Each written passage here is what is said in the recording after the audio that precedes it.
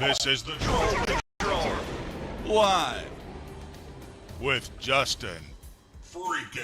Welcome to the Troll Patrol live. It's a freaking Sunday. I can't see what I'm doing over here in my other monitor. Good evening, welcome as DJ Dub with the resub. Sparkles, good evening. I feel like Sparkles was just mocking me a second ago in my DMs. Now maybe I was mocking myself, that's what it was. Good evening, welcome all, welcome. I'm not high enough for this shit. If you came to find out what that news be doing, it's terrible. All of it's terrible. War escalating in the Middle East. I guess Israel is already at war with Lebanon now? I don't know. I don't know if it's official or not. Lebanon attacked Israel. Israel attacked Lebanon. I don't know if we're still in the will they or won't they part of the relationship. Guy comment anonymously. Good evening. Welcome. But we're going to be talking about that. We're going to be talking about the election in Venezuela. We're going to be talking about the election here in the United States.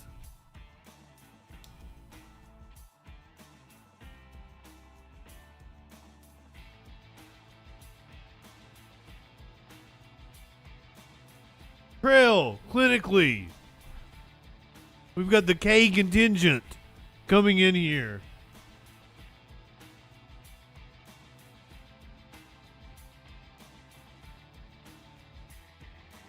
You remember the episode of The Simpsons where Krusty's doing, I don't even remember what the setup is. He's doing some kind of special.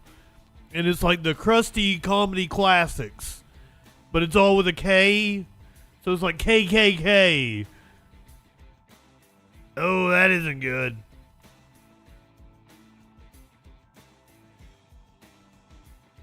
We're going to get into Trump saying people will not have to vote again in 4 years. We're going to get into the fact that it's probably not going to matter.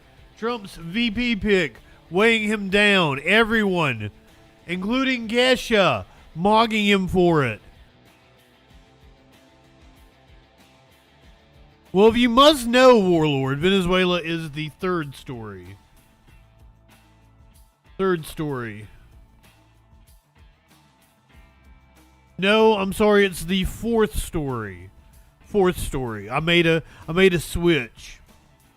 So Israel, Russia, and then the Olympics. Then the Venezuela, because as I was putting the show together, I always try to think about how I can transition into each story. And I thought that we could go from Venezuela election to it's 100 days until the U.S. election really easily. And I thought the Olympics fit in. Because originally I had the Olympics at the ass end. Because we were going to make fun of them for the whole opening ceremony, being upset about it. But I decided to move the Olympics up into the A block, as they would call it, on a news show. Yeah, I like how there was a tweet going around that was like Democratic strategist comes in with 25-point bulletin of how to take down J.D. Vance. One kid on Reddit's like, he fucked a couch. If you Google J.D. Vance, the autocomplete on Google will be couch. And then apparently dolphin. Apparently he's got some kind of sick, twisted fantasy with dolphins. Venus, good evening. Politically, I think he picked the person that had the most money in the room. As in Peter Thiel. He didn't pick J.D. Vance. He picked Peter Thiel. This isn't even it is a meme. But, it's just a picture of Olympic results. But when the picture itself is just fucking hilarious.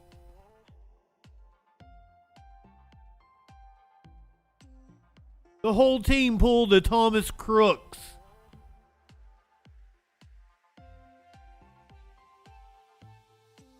The 2024 Olympic Games, the United States did not even place in shooting. China apparently got 2 gold medals.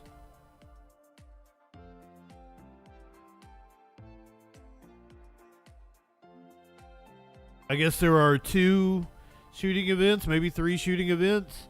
Prometheus. Well, I saw somebody say that it's because the targets in the Olympics aren't school-age children. Fair. I guess that'd probably make it easier for the United States participants.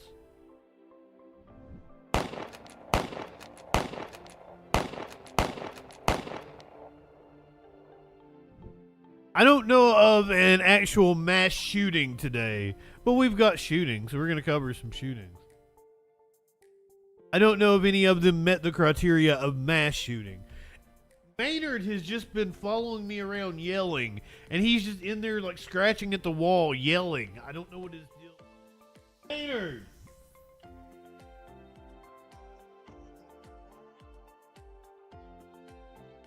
He's frisky.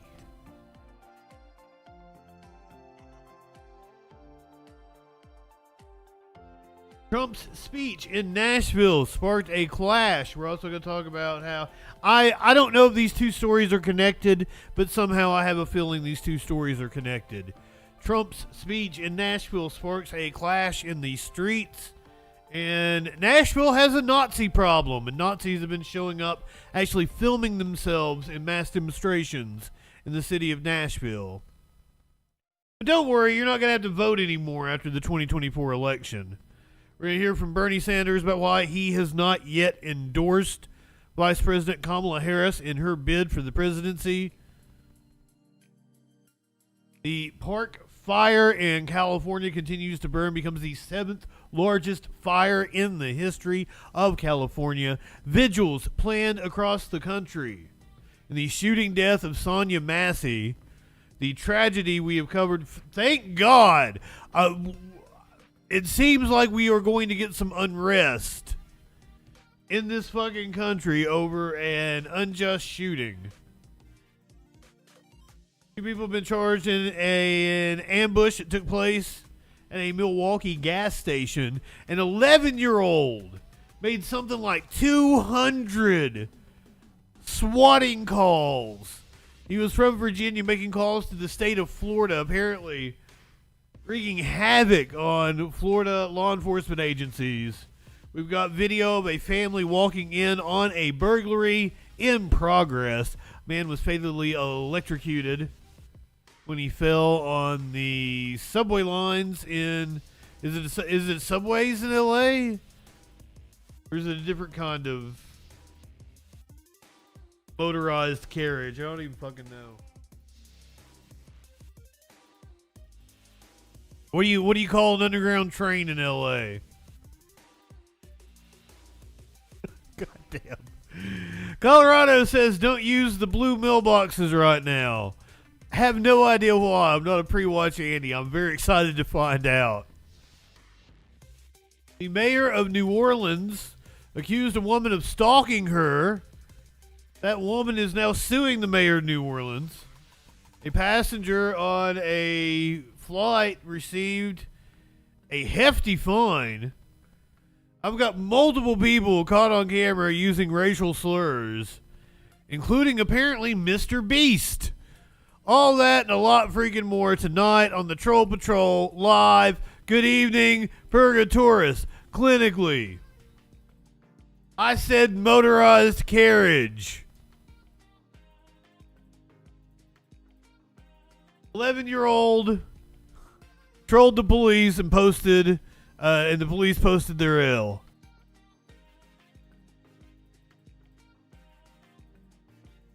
I do not encourage swatting. It seems like it could be a fun time, but cops are so incompetent it could absolutely get people killed. So just throwing that out there, I am not high enough for this shit. Just don't call the cops, period. See, look at me being right on time. I did the billboards. Got everything in. 10 after. I'll take another little hit as we listen to the I was gonna say the BBC. This is Channel 4. Channel 4 is going to tell us how the Middle East is going to devolve into war over the next coming couple of days. Today, the people of Majd al-Shams came out in their thousands to mourn and to bury their young. They were killed yesterday evening as they played football. A rocket, Israel says, was fired from Lebanon by Hezbollah, exploded next to the pitch. Hezbollah has Soccer for you Americans. Denied responsibility. At this point, if things go on like this, I don't see a light at the end of the tunnel. 12 flowers, 12 children were plucked. This was the moment the rocket struck. This Druze Arab community, just a few kilometers from Lebanese territory, had so far been spared the worst consequences of 9 months of cross-border fire. In an instant, it became the focal point, potentially now a flashpoint. Today, Israel's defense minister was at the scene. Israel has rejected Hezbollah's denials and is promising a major response. Hezbollah... That might be what this is clinically. Hezbollah will not be exonerated for this event, even with its absurd denials. They fired. They will bear the price. This might not be a coincidence based on the fact that Netanyahu didn't get the warmest of receptions from the supposed next president, possibly the possible next president, even though she really didn't do anything other than not kiss his asses as hard as Joe Biden did. It's insane. And they will pay a heavy price for their actions. Other government figures were shouted down, among them the far-right finance minister Bezalel Smotrich, who yesterday called for the whole of Lebanon to pay the price, and for the Hezbollah leader Hassan Nasrallah to be killed. For the whole of Lebanon has been trying to minimize the risk of a regional escalation. More urgency in that message today. We're in conversations with the government of Israel, and again, I emphasize its right to defend its citizens and our determination to make sure that they're able to do that. But we also don't want to see the conflict escalate. In Tehran today, the inauguration of the new president, the relative moderate Masoud Pezeshkian. At the same time, the foreign ministry was warning Israel against any... Relative moderate. That's okay. That's a great way of putting it. Because I kind of struggled because a couple of times I called him a leftist. And I'm like, whoa, not a leftist. We have to put it maybe in context. In comparison to other elected officials in Iran, but relative moderate, that's a good way of putting it. Ignorant action in Lebanon that could lead to unforeseen consequences, broadening the scope of instability, insecurity and war. The power of the resistance is becoming more evident every day. The Zionist enemy, with all the help from America and some treacherous governments, has failed to immobilize or overcome the resistance forces. Much will depend on decisions being made now by this man. Benjamin Netanyahu has cut short his trip to the US to lead an emergency meeting of Israel's security cabinet. Before leaving, he said Israeli hearts were broken by the attack and that Israel would not let it Channel 4. Silence. Netanyahu has, though, over many years, built a reputation for caution when it comes to Iran. In April, under significant US pressure, he signed off on only a limited military response to Iran's mass drone and missile attack on Israel. Military calculations are now sure to include the 150,000 rockets that Hezbollah is estimated to possess and the risks to Israel of a spiraling escalation. Israel will probably will attack, will retaliate, but not in a way that will bring a full-scale war in the north at present. But there will be a response, and then Israel will have to calculate a strategy. As I suspect, there is no other choices but war. Israel will have to choose the timing. While Israel considers its response to these civilian deaths, in Gaza they've become a numbing daily reality. This was Khan Yunis today, where young lives are also being mourned. 15 people killed in an Israeli airstrike, one of them a 4-month-old girl. This interconnected conflict goes on to the north and the south. The question now, can it still get worse even than this? Yeah, it can. Joining me now from Boston, USA is Rami Khouri. He's a distinguished fellow at the American University of Beirut, a journalist and an author. This dude's hair looks like you would stick him up a chimney to clean it. What do they call those things? Not a chimney sweep is the person who does it. What's the thing that cleans up the soot? Rami Khouri, thanks for being with us. Cast your expertise first of all over the immediate conundrum. Israel says only Hezbollah had the weapons to produce the attack on the Golan Heights last night. Hezbollah denies it. Where's the truth? We don't know.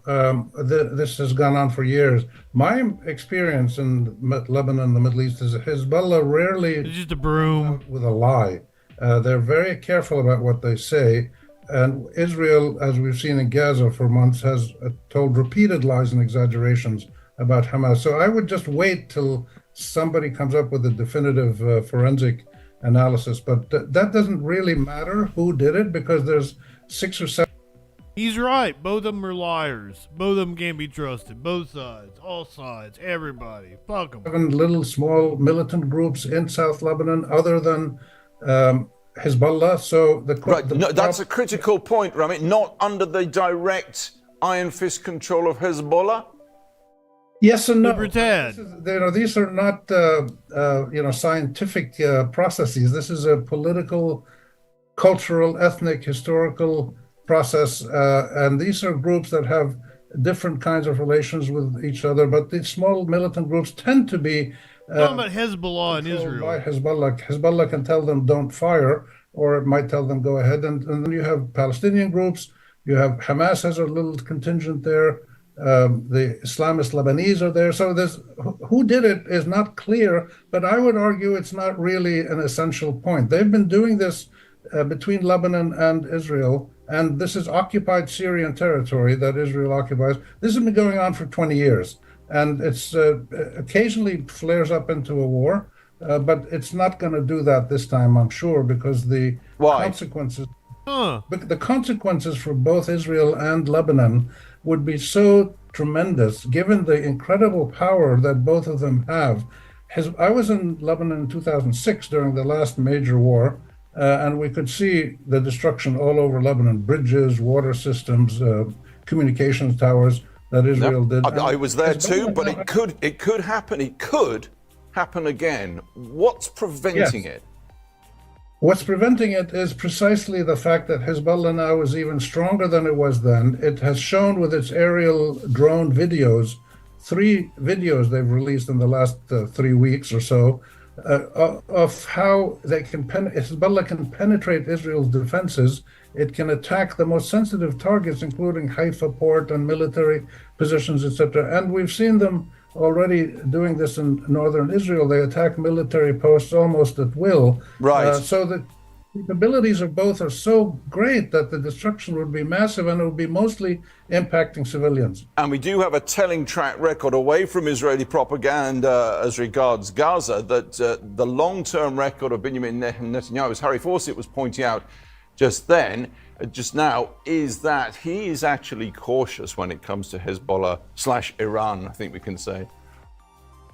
Yes and no. He's cautious in actual actions. He's a bit wild in what he says. But the Israelis have a dilemma that they've always depended on their military power, which has been enormous, thanks to support from Britain, Germany, the United States, and others over the years. But the more they have power, as we see in Gaza now, the more political losses they suffer. They're isolated. They're going to be sanctioned. They're going to soon be like South Africa was. So military power also does not resolve political conflicts. It's not happening fast enough. Having this tit-for-tat engagements with Hezbollah and others in Lebanon. So they can't just keep boasting about their military power because it's not the answer. And the answer has to be a political negotiation that Exactly. resolves all. As ever, you've got to have an exit.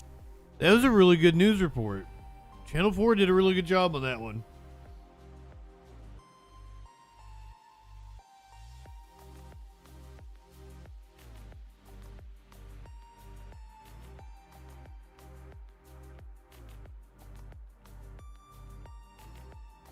I didn't know what to expect. I kind of thought they were a more conservative outlet, but even if they are, that was a good job with the reporting. Russian warships have arrived in Cuba. The Cold War is on. It's the 80s once again. We're in vogue. Cuba's describing this as a routine visit and is the second one in as many months. Cuban authorities sent shots into the air to signal the warship's welcome, while fishermen watch from Havana's waterside promenade as the ships approach the bay. Russian residents were also among those watching the fleet's arrival. Fine. Ships are scheduled to depart Tuesday, and the United States says they're keeping an eye on this situation, but don't believe this to be a major threat. I wish. I thought we were on our way during the Obama administration. We were on our way to ending the embargo. We were on our way to normalizing relations. It sucks. We as Americans should want to, go to Cuba. It looks like a lot of fun down there. Hell yeah, clinically. The whole thing is stupid. Just like the Olympics. I fucking hate the Olympics. It is nothing but a collection of sports that no one would pay to watch individually. It's always the Olympics. The Olympics are always up my ass. Every time I turn around, the Olympics are here. I'm tired. This is like the fourth Olympics I've done since I've been doing the Troll Patrol. I don't even know how that's possible. It's been every fucking year other than 2020, it feels like. It's been the Olympics, the Olympics, the Olympics.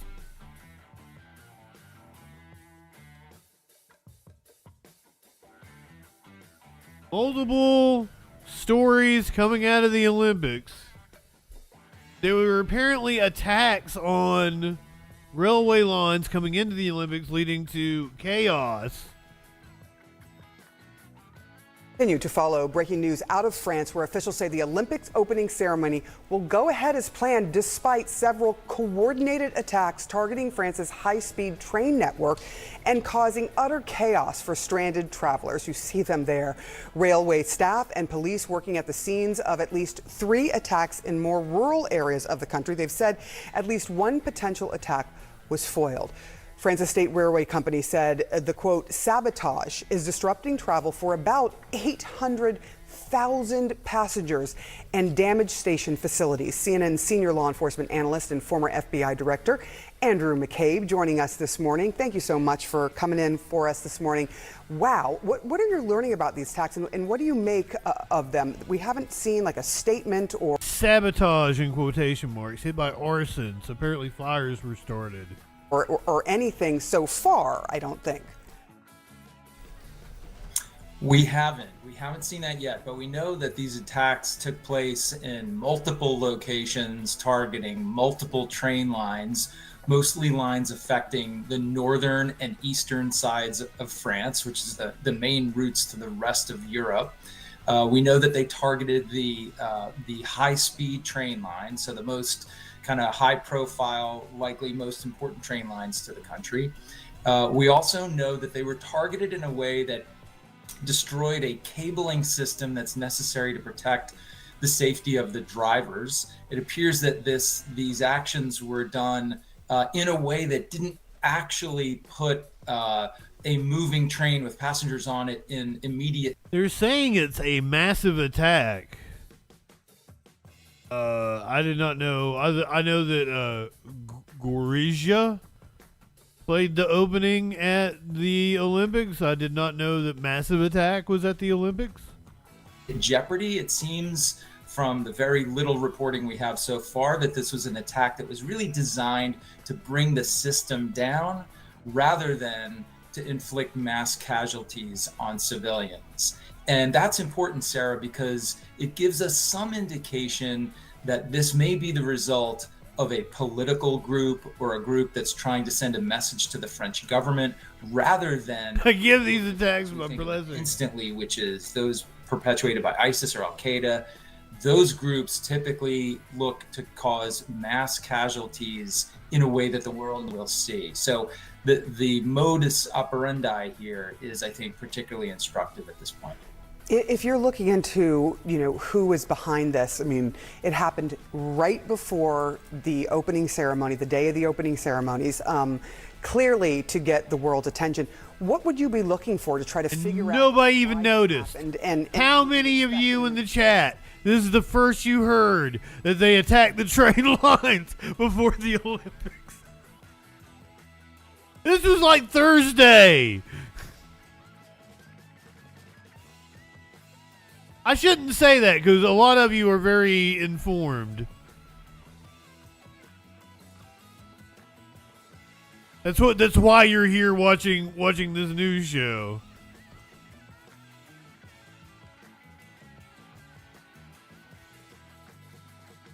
Did not get the world's attention.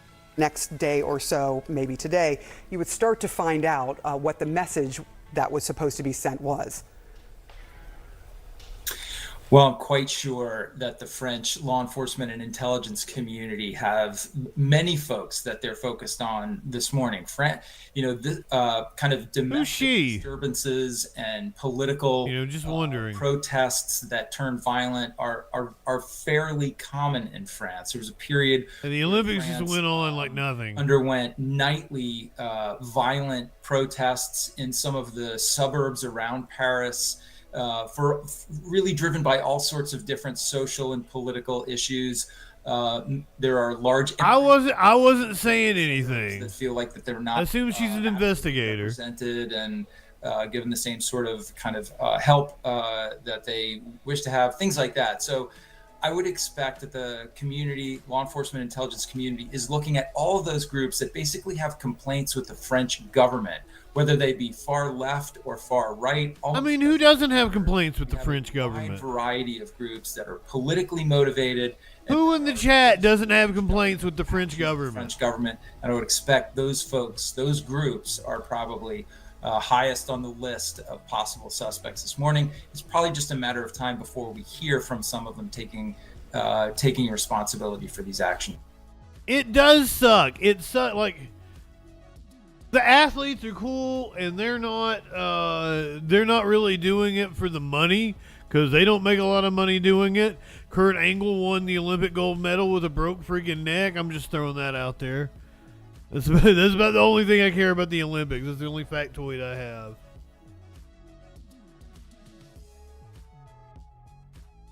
The attack on the railway lines to try to delay the Olympics, get the world's attention, as they said, did not get the world's attention. What did was apparently a parody of the Last Supper, which wasn't even really the Last Supper as I understand it. There's a lot of layers here to this outrage. U.S. leaders denounce drag queen Last Supper parody at Olympics opening ceremony. Leaders across the globe are speaking out after a group of drag queens appeared to mock Leonardo da Vinci's iconic Last Supper painting. By the way, it was apparently not that. It was apparently the Feast of Dionysus or some. I've seen 2 or 3 different paintings, and all 3 of them look like, okay, yeah, that could be what it is. It's not necessarily the Last Supper. Part of the 4-hour event on Friday night seemingly attempted to recreate the biblical scene of Jesus and his closest followers sharing a final meal ahead of Christ's crucifixion, death, and resurrection. The sketch featured several drag queens, a transgender model, a singer posing as the Greek god of wine Dionysus. Parody is not the right word. You're right, Hayes. And it's more of an artistic tribute. Rumors circulated online that one of the performers. I didn't see what the. One of the performers what?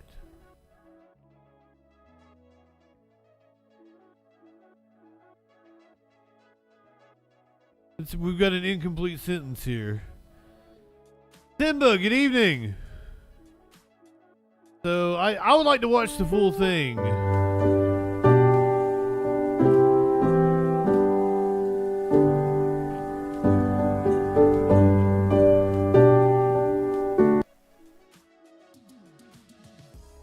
I don't see anything wrong with it, even if it was a depiction of the Last Supper. This is Bishop Barron. You know, just a few days ago I was in Indianapolis for the marvelous celebration of the Eucharistic Congress. 50,000 Catholics I don't give a coming shit together to worship the Lord and celebrate the real presence of Jesus in the Blessed Sacrament. So I come from that experience and I come home and, you know, I love the Olympics, so I turn on the opening ceremonies of the Olympics. What do I see now? And it's in Paris, France, a city I love. I spent 3 years as a doctoral student there. What do I see but this gross mockery of the Last Supper? And I won't describe it. Fuck it. Just go online. It's gone viral. You can see it. But this, France felt evidently, as it's trying to put its best cultural foot forward, the right thing to do is to mock this very central moment in Christianity where Jesus, at his Last Supper, gives his body and blood in anticipation of the cross. And so it's presented, though, as this gross, sort of flippant mockery. France, which used to be called... Apparently somebody's balls were hanging out. This dude, I don't know if that's been photoshopped, though. It's possible, or it could be his actual testicles. Those are very short shorts. All the eldest daughter of the church. Paris, that gave us, Thomas Aquinas taught there, and Vincent de Paul was there, King Louis IX, St. Louis. France that sent Catholic missionaries all over the world. France, whose culture, and I mean the honoring of the individual and of human rights and of freedom, is grounded very much in Christianity, felt the right thing was to mock the Christian faith. You know, a question I would pose, we all know... Tearing his stockings, that makes sense. Would they ever have dared mock Islam in a similar way? Would they ever have dreamed of mocking in this gross, you know, public way a scene from the Quran? As I say, we all know the answer to that. I think, folks, what's interesting here is this deeply secularist postmodern society knows who it's postmodern naming it, and we should believe them. They're telling us who they are. We should believe them. But furthermore, we Christians, we Catholics should not be sheepish. We should resist. We should make our voices heard. I'm supposed to know you from your works, not the way you talk. It's literally in the Bible, sir. I want to watch this.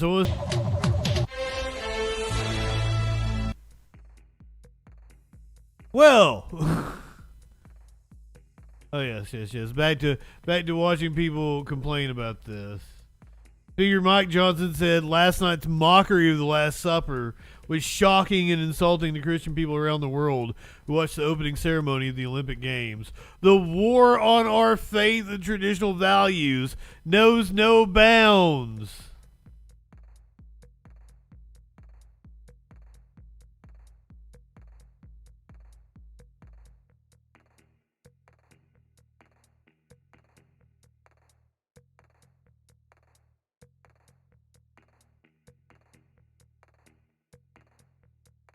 Not the only controversy. Not only did they get Satan. Oh no, hold on. I knew it. I knew I had one more person bitching about it. Have you ever heard of the Christian band Skillet?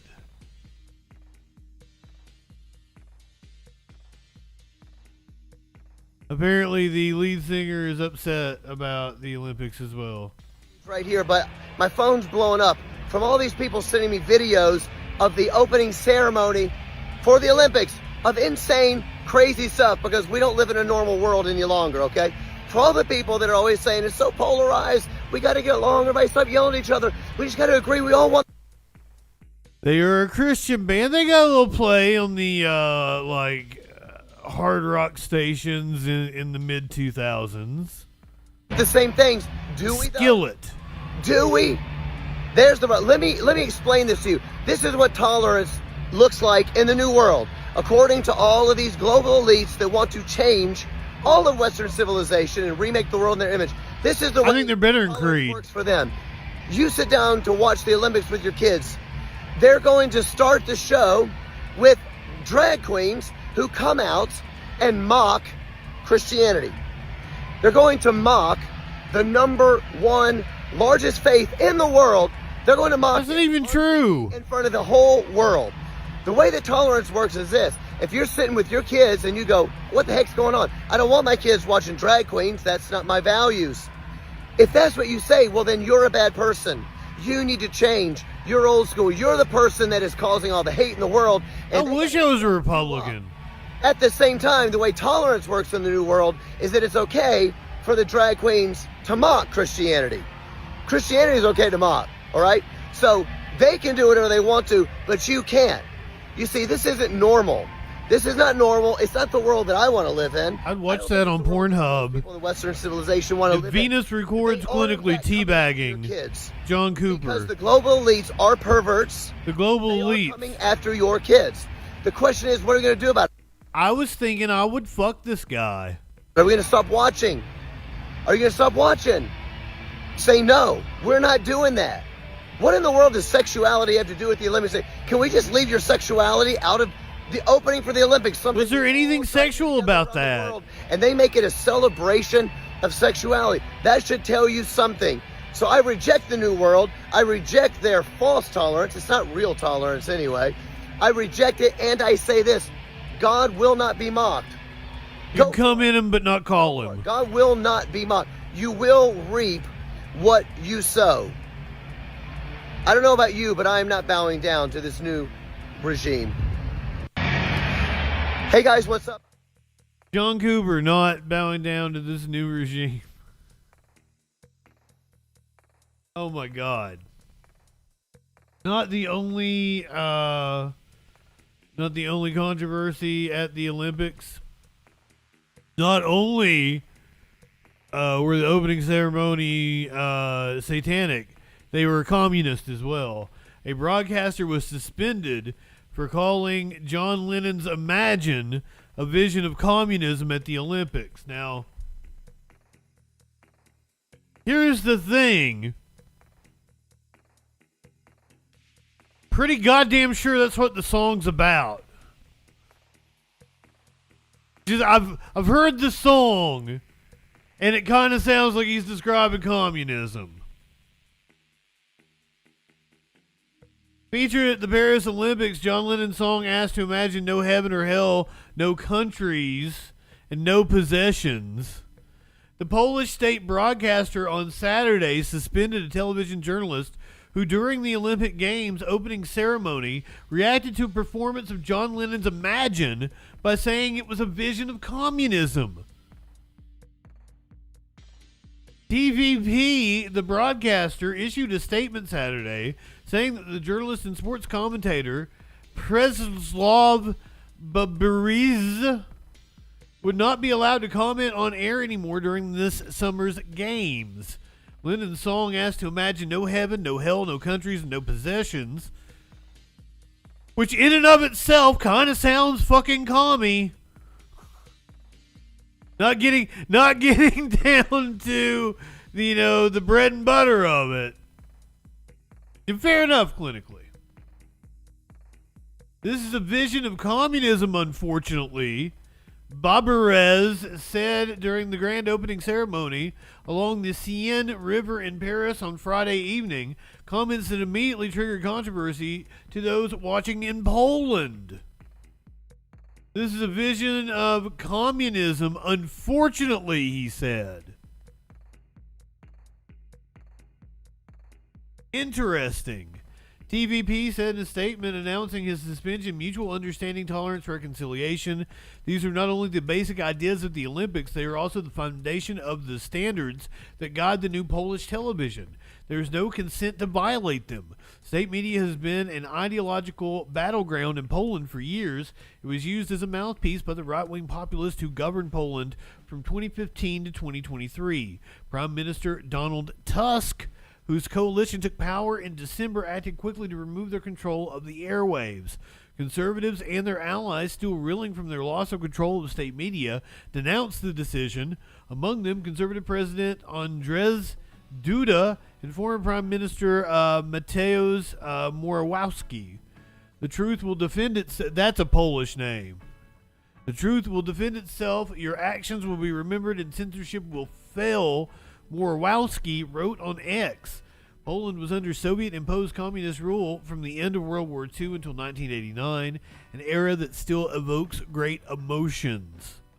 Many of the same Polish conservatives also condemned the mixing of LGBTQ plus themes with a Last Supper tableau during Friday's grand ceremony.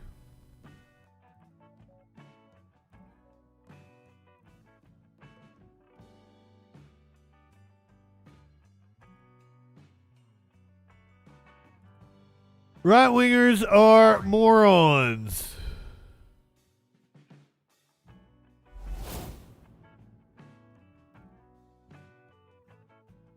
Head to South America, where voters are going to the polls in Venezuela. Voting is underway in Venezuela in the country's most closely fought election in decades. President Nicolas Maduro is facing a close race against political newcomer and former diplomat Pedro Gonzalez, the head of a coalition of Venezuela's. Never played D&D. The election presents the biggest challenge yet to Nicolas Maduro's quarter century of socialist. I played. Okay, here's the thing. If a cute trans girl asks you to come over and play a board game, that is not a euphemism for sex. You will be up all night playing a board game or a card game. I played Magic with a trans girl one night, trying to get laid. Shui, good evening.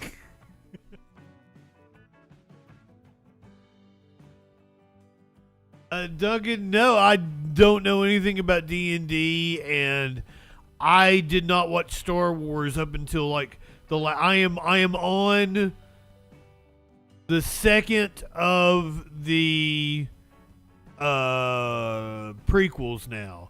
I've been watching one for each Star Wars day for like the last 6 years, 5 years. I watched the original 3. And then I watched the 2 prequels.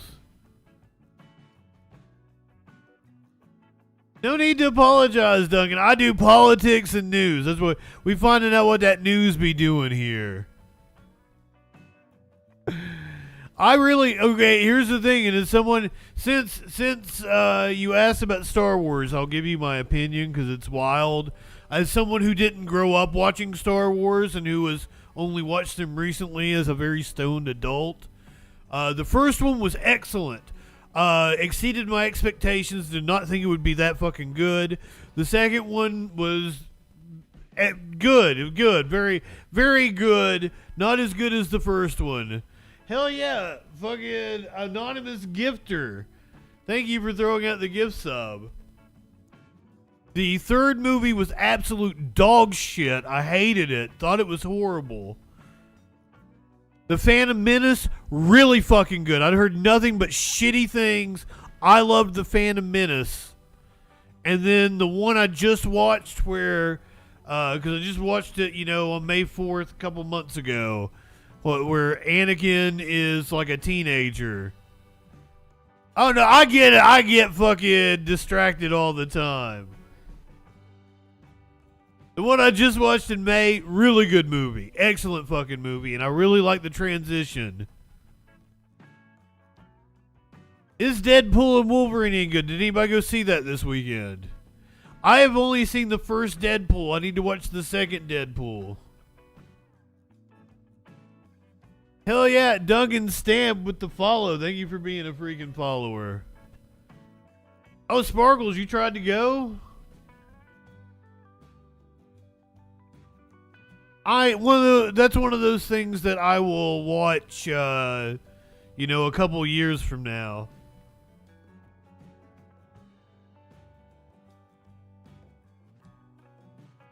I watched This week, okay, so Krill, fucking hell yeah, anonymous gifter, giving out the gift subs. Thank you, whoever you are, anonymous gifter. I love you. Thank you for being here. Thank you for being a freaking follower. I was listening to a podcast. It's called Your Favorite Band Sucks. And they've been doing it's been Eminem month because Eminem's new album, right? And they had brought up the Metallica movie that came out at the same time as 8 Mile. And they were like, I was fucking glued to that Metallica movie. I'm like, I always meant to watch that Metallica movie. It's some kind of monster about them falling the fuck apart. So that's what I watched on Friday night, and it was excellent, and I enjoyed every minute of it. Can't believe how big of a guy. I hate him. I still like Kirk Hammett. He's awesome. Jason Newsted is awesome. Really like those two guys. Fucking James Hetfield, Lars Ulrich. Hate him even more than I already hated him. Clockwork, good evening. I can't believe they're making a sequel to Gladiator. Didn't it get review bombed on YouTube or some shit?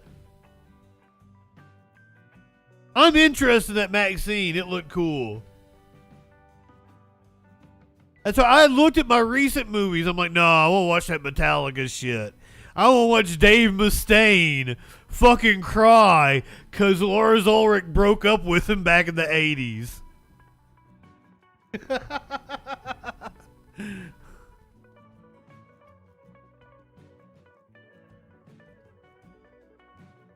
All right, I'm gonna go ahead and hit everybody with the commercial break. If you're not subbed, people are upset. There's a black person in it, right? Like Denzel, and people love Denzel. If I'm not mistaken, if I'm not mixing things up.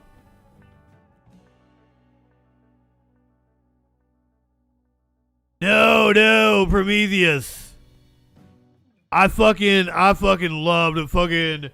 Watching Hetfield cry, watching Dave Mustaine cry.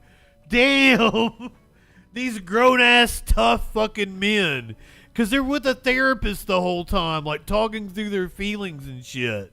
It's and then by the end of the movie, they're all suspicious of him. And they're like, oh, you just want to keep getting money from us. You want to keep getting your $40,000 a month. All right, if you're watching on Twitch, I'm going to hit you with the commercial break. We got so much more show to go. We got politics is the next block. Then we got some crime stories. We got all kinds of crime stories. And then by the end, we're going to talk about how Mr. Beast is a racist. We're apparently going to play some videos of him from, he looked like a kid. He looks like an absolute kid saying some racist ass shit. All that and a lot freaking more on the other side of the break here on the Troll Patrol. Live. Anti-War Machine, what's up, my friend? There's the Water into Wine documentary about Maynard, but it's more about his vineyard and shit. There's a little about the music. There's a decent Tool documentary on YouTube that's 30-40 minutes.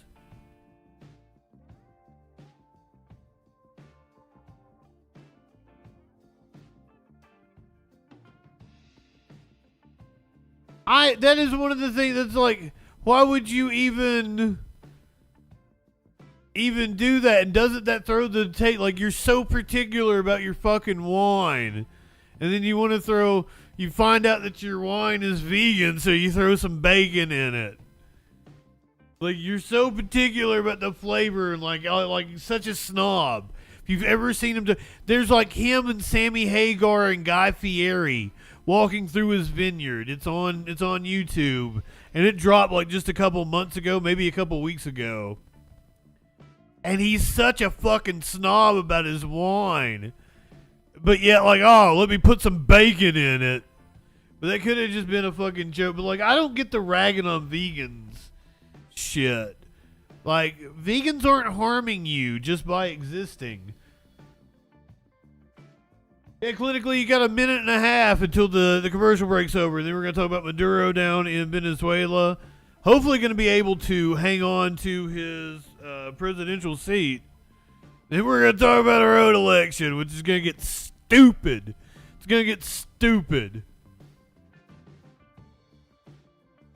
Yeah, I like meat, but I'm not begrudging anybody that, like, I have seen the effect that my diet has had on my health. I'm not begrudging anybody if they want to be,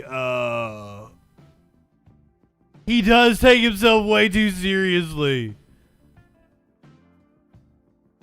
And and then tries to rag on people for taking themselves too seriously. Stupid. That's the weird dichotomy about Maynard. Is like he rags on people for taking themselves too seriously. But then he's all up his own ass. I am completely against factory farming.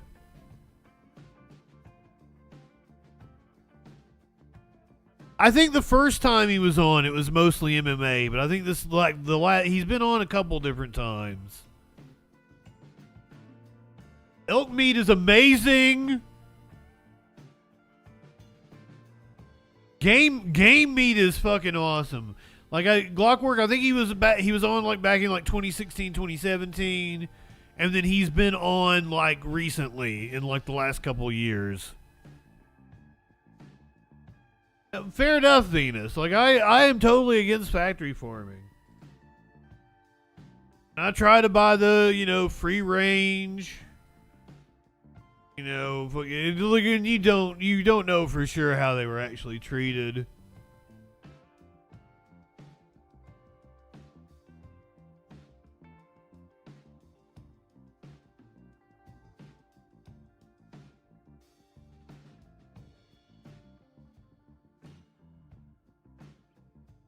Way I don't really know anything about it. I hope they go over it. This is a fairly decent piece about the Venezuelan election, so perhaps they'll mention that in the piece that we're getting ready to watch here right now, because the commercial break is over. Fucking game meat is amazing. There is nothing like fresh meat. Fresh deer. I'm from Eastern Kentucky. Fresh deer is fucking awesome. But I'm not going to begrudge anybody for being vegan. Hello, Kitty Scat. Hello, Kitty Scat. Oh my God, that is fucking hilarious. Well, if you do, you'll clean it up. I've got some advice for you afterwards. Life is too short to walk this earth for a crusty asshole. Wash your ass.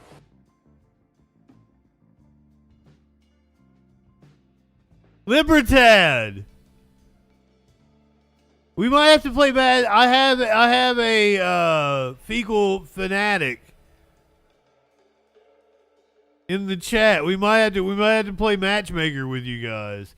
Anyway, if you're new here, I'm JustinFREAKIN. We find out what that news be doing. We're gonna head down to Venezuela, where they are currently voting in their presidential election. Voting is underway in Venezuela in the country's most closely fought election in decades.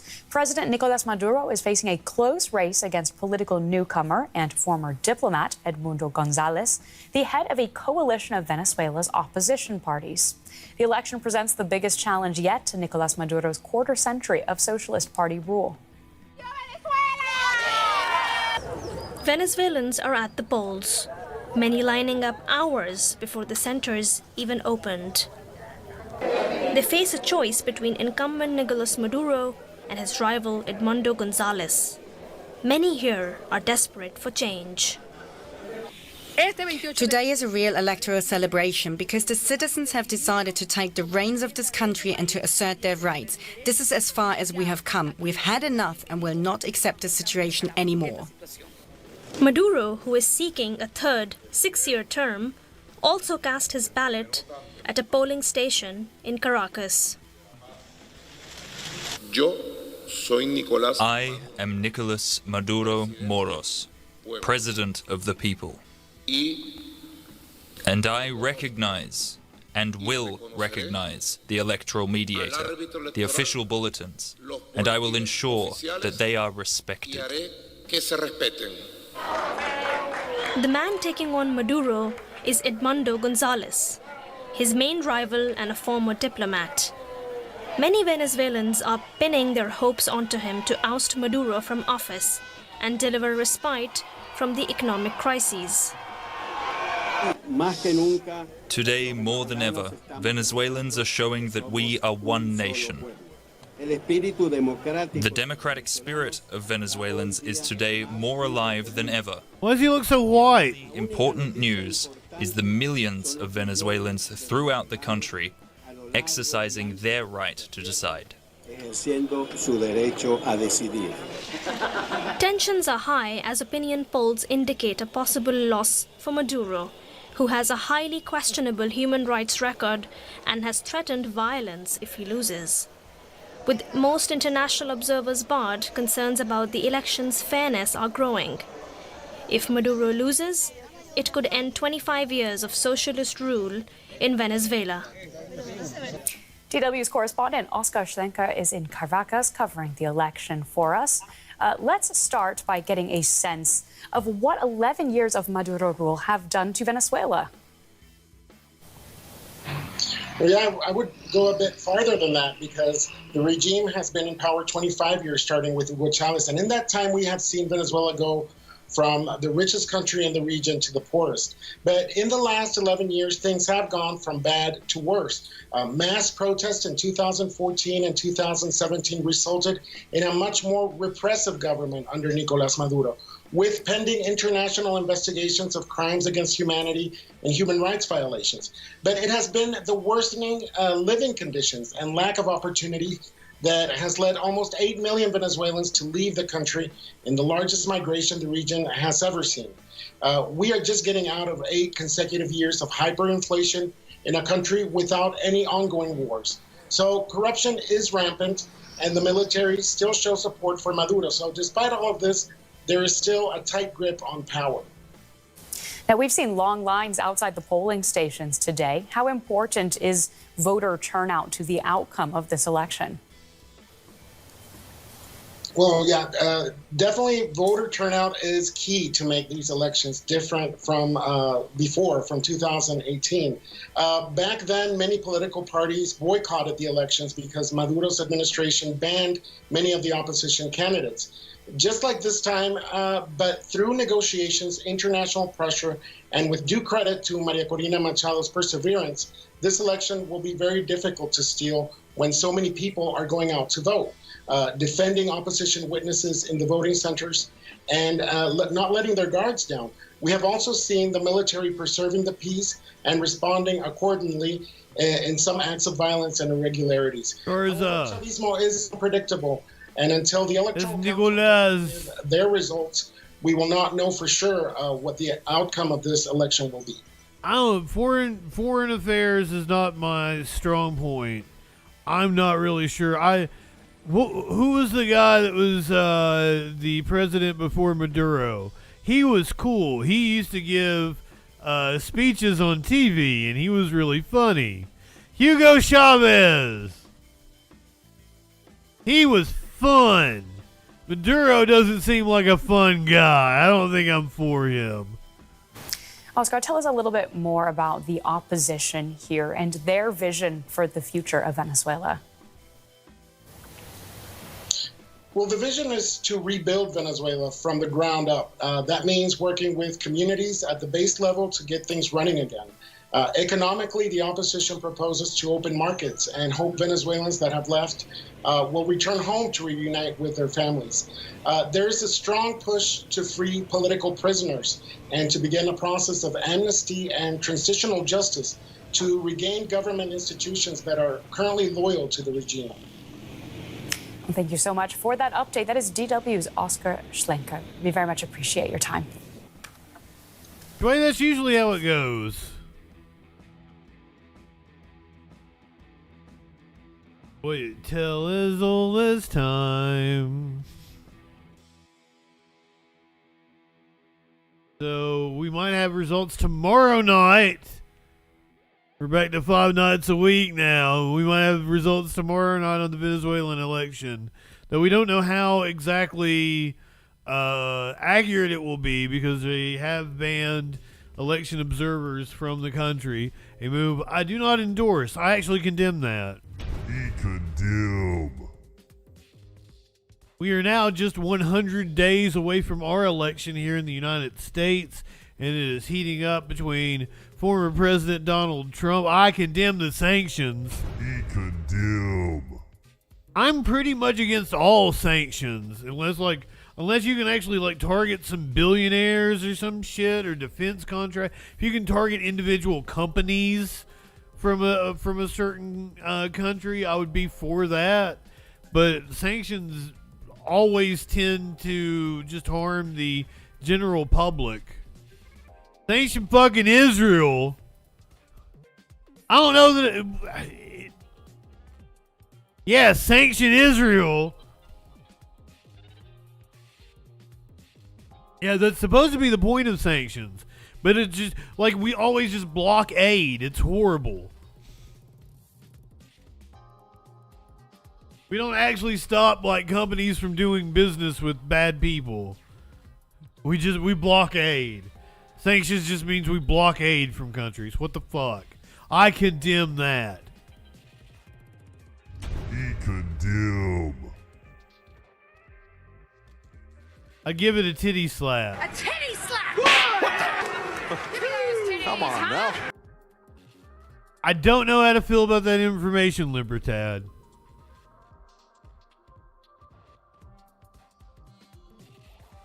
We should have results in the Venezuelan election hopefully tomorrow when we come on, but we are 100 days away from the election here in the United States. I sound like I was taking a shit or something. I was like, "Arr." It is heating up between former President Donald Trump, Vice President Kamala Harris. Brand new matchup now off to the races. Both campaigns fanned out across the country, hoping to get voters energized with 100 days to go until Election Day. Former President Donald Trump campaigning alongside his running mate, Senator J.D. Vance in Minnesota, bashing his new opponent, Vice President Kamala Harris. So now we have a new candidate to defeat the most incompetent, unpopular, and far-left vice president in American history. Trump claiming that the former prosecutor is soft on crime, pointing to past statements of hers supporting the Black Lives Matter movement. She's defund the police, and I'm overfund the police. But Harris has rejected efforts to defund the police and backs President Biden's budgets to help local police departments hire. Senator Vance on stage trying to tie Harris to President Biden and questions of his well-being. The Ohio senator this week also trying to clean up past statements of his about women without kids. We're going to get to that. Punish taxpayers without kids, too. Harris calling Vance's comments, quote, weird. Her campaign, only a week old, energizing Democrats. He's a weird little Like I man. said, we're the underdogs in this race. But this is a people-powered campaign. And we have momentum. A team of possible running mates campaigning on her behalf this weekend, too, including Kentucky Governor Andy Beshear, Pennsylvania Governor Josh Shapiro, and Minnesota's Governor Tim Walz, known for his strong union ties, with this to say about Trump visiting his state. He's here today in the state of hockey to complete his trifecta. He lost in 16, he lost in 20, he loses in 24.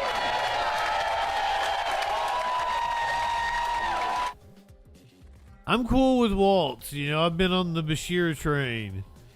I think Bashir or Roy Cooper would be the best bets.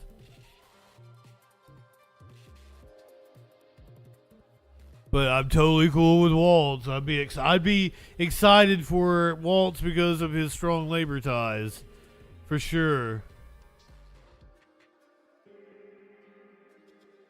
Guy comment: Maduro facing a tough race in Venezuela, but we do not have unless they've had results in the last hour or so.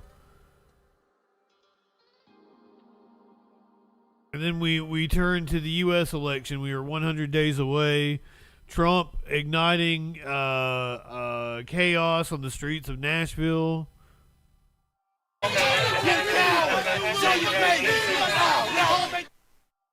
Well, that's what was happening right outside the Bitcoin conference, essentially a clash between people who had gathered to support the former president and Peace March demonstrators. Yeah, the Peace Speedy boy. To condemn hate groups that yell. Let me tell you something, brother. A group of black children in downtown Nashville. That happened last week. So our Steve Mailing is live tonight with a look at how Metro Police responded to this. Yeah, well, Lauren, Amanda, this happened about an hour into this peace march. Dozens of protesters marched right down the heart of democracy. Fucking hit that follow button. Traffic for multiple minutes at a time. Now, that clash between the protesters, that's when they ran into that group about an hour into this march. And here's the video showing the first moments the two groups clash. Now, we spoke with the guys who were on that corner. They tell us they're not Nazis, that they were simply here to support the former president. There was a lot of back and forth. We're not Nazis. I swear, we're not Nazis. Eventually, Metro Police made a barrier. That looks like a Nazi. Just before the march took off, we heard from multiple community members. They tell us they're tired of seeing these groups in Nashville, a message we've heard a lot. They specifically called out Metro Police. Take a listen. I get angry. I get upset about that. So how, as me, go to work every day, a law-abiding citizen, do what I gotta do to protect me and mine, how y'all not outraged? And there's only so many times we're gonna come up here and talk and ask for y'all to help us. Well, Metro Police have said they are and continue to ensure the safety of everyone in Nashville. Today, none of these protests or clashes got physical, thankfully. And tonight, what they're calling on city and state leaders to do in the midst of everything going on in the city. For now, reporting live. I feel like he should be looking for a prom date. All right, Steve, thanks. Not reporting on the TV. The dude was young. And there's a reason why they had to be like, hey, we're not Nazis. Because Nashville has a fucking Nazi problem. What? It's a repeated problem. Neo-Nazis have repeatedly shown up in crowds in Nashville, live streaming themselves as they wave swastika flags, sing hateful songs, and disrupt a city. America has a Nazi problem. One clip even capturing the neo-Nazis hurling racial slurs at black children. The video shows them harassing a group of kids, drumming on buckets on a Nashville street, and has been viewed on X more than 9 million times. The children targeted by slurs as young as 8 years old. I feel like it was racist because they were just saying bad words to us and the police didn't do nothing. They was just telling us to go home. The video shows at least one police officer encouraging the children to head home and, quote, be better than the neo-Nazis. It's led to outcry from black legislators who have urged their colleagues to condemn the neo-Nazis' behavior. As of now, though, the neo-Nazis have left town, except for one of them, a Canadian who was in court today facing charges of assault against a bartender. Let's bring in Phil Williams, chief investigative reporter for Scripps News Nashville, who has been following assaulted a bartender. Confronted these neo-Nazis. What happened? With his flag. Well, Lauren, not surprisingly, my investigation discovered that some of these characters have skeletons in their closet and their ideas are just based on sheer ignorance. I wanted to give them a chance to respond, but I also wanted to confront hate in the eyes. Hitler was right! Hitler was right! For days, out-of-state neo-Nazis have made a scene on the streets of Nashville with their symbols of hate and vile words. Here, berating a lesbian mom who had just left a downtown restaurant, reducing her young daughter to tears. Here, assaulting a bartender who had confronted the group. Sig Heil! Sig Heil! And here, bringing their venom to the West End Synagogue. How much do you think the Jews are paying this guy? Let's throw out some numbers. Thursday, they returned to the historic Metro Courthouse, repeatedly challenging officers just doing their jobs. There on what is now the Diane Nash Plaza, named after the civil rights legend who came here to confront a Nashville mayor and a community's racism, we decided to confront the hate that has once again reared its ugly head. You ready to debunk the flyers? I told you I'd stop being a Nazi. What's your thoughts about you lying in the media? Hey, I'm curious. Why Nashville? Why did you guys choose Nashville? The only place that respects freedom of speech. Yeah, this state actually respects freedom of speech, but communists Jews like yourself don't. John Menadeo, a Californian who moved to Florida, leads the Goyim Defense League, which goes around the country trying to create scenes that they hope will bring them attention and followers. One of their favorite tropes, falsely accusing Jews of being pedophiles. You really dislike pedophiles, don't you? Yeah, do you? Do you like this? Wait, get a shot. Get a shot. Well, I have a photo of you with a pedophile right there. Oh, yeah, you got kicked out of our group. That's Menadeo on the left, and on the right, Jesse Schenck, who was busted 3 years. Bill Williams always bringing the receipts. Oh, what a burn. Californian who moved to Florida leads the Goyim Defense League, which goes around the country trying to create scenes that they hope will bring them attention and followers. One of their favorite tropes, falsely accusing Jews of being pedophiles. You really dislike pedophiles, don't you? Yeah, do you? Do you like this? Wait, get a shot. Get a shot. Well, I have a photo of you with a pedophile right there. Oh, yeah, you got kicked out of our group. That's Menadeo on the left, and on the right, a member of his group, Jesse Schenck, who was busted 3 years ago when he tried to meet up with someone he thought was a 14-year-old girl for sex. One of your own group was a pedophile. No, he wasn't. He got set up by police, and he got kicked out of the group. He tried to have sex Oh! girl. He got kicked out of the group once we found out. Day of. So he's Day up. of. He's So he was set up. What are you doing to It was not a question that Menadeo wanted to answer. Pedophile protector! Pedophile protector! Pedophile protector! Wow. Protector! There's you. Pedophile protector! Pedophile protector! In fact, this tactic, resorting to yelling as a diversion, would play out again and again as we attempted to confront the group with If it was a setup, why would you kick him out? Exactly. So you have a problem with Jews in general, though? Yes, I do. So you think the COVID agenda Debunk is Jewish? it. Let's go. In fact, the men who led the nation's COVID response, Drs. Francis Collins and Anthony Fauci, are both Catholic. Dr. Fauci was Catholic. Dr. Fauci wasn't Jewish. I didn't say he was. You said the COVID agenda is Jewish. Dr. Look at all Fauci the was names. Catholic. No. Go through the names. Menadeo, it seems, doesn't like any facts that don't fit his narrative. For example, this claim that, quote, every single aspect of the Biden administration is Jewish. The vice president is Baptist. Okay. The secretary, 80% Jewish. You said every aspect. I said 80%. Okay, well, that's how about a 2% minority. Well, the Secretary of Defense is Catholic. 2% minority. Secretary of 2% minority. Interior is Catholic. Secretary 2% of minority. Agriculture. 80%. Thank you for being a freaking follower. Hello, Kitty Scat. Catholic. 80%. Secretary of Transportation is Episcopalian. Secretary of Energy is Okay, next Catholic. flyer, let's go. Secretary of Education is Catholic. Secretary of Okay. Veterans This guy's a liar. Affairs is Catholic. Over and over, it became clear that these are people who are blind to any facts that their hate. How many of you guys have criminal records? What's your criminal record? Catching kids? Not surprisingly, there are quite a few arrests among these characters. Menadeo spent a month in jail last year after authorities in Florida got fed up with the group littering their neighborhoods with its hate messages. Others we discovered also have a variety of criminal charges on their records. Can I be honest with you guys? You're a loser, scumbag. When I look at you guys, I do not think your race. Time is coming to its end. In fact, what I saw was a group of wounded, angry men who've never accomplished much in their own lives, looking for someone else to blame. Where's the Jews? I really feel sorry for you guys. I don't give a sorry for it. You're gonna grave soon, you dumb sellout boomer. You boomer. Bill Williams is awesome.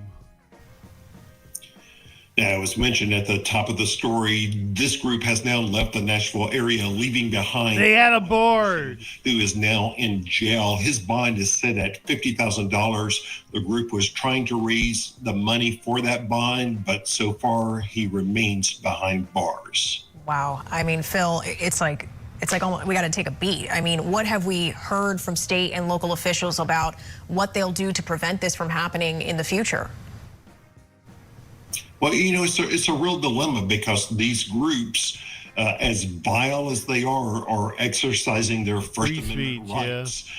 Police have been very much on guard. There's been a show of force every time that they have appeared on the streets of Nashville, and they made that one arrest. But it's a real struggle of figuring out what to do.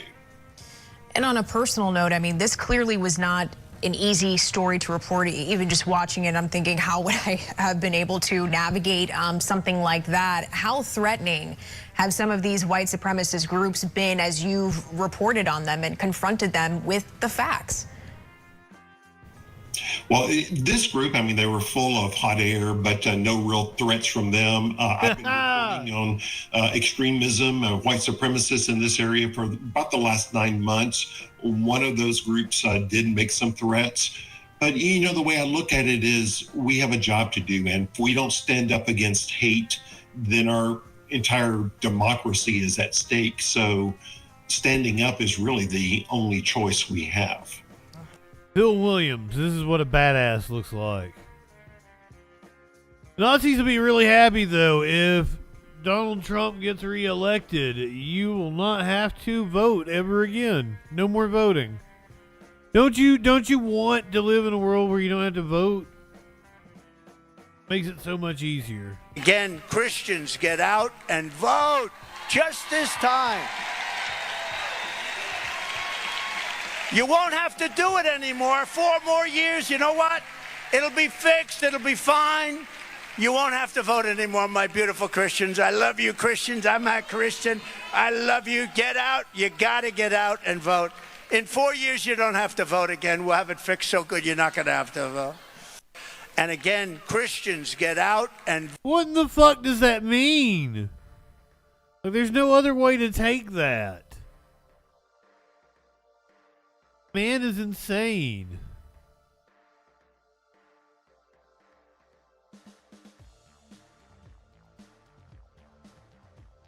There's not gonna be an election in 4 years. I feel like that's the only thing that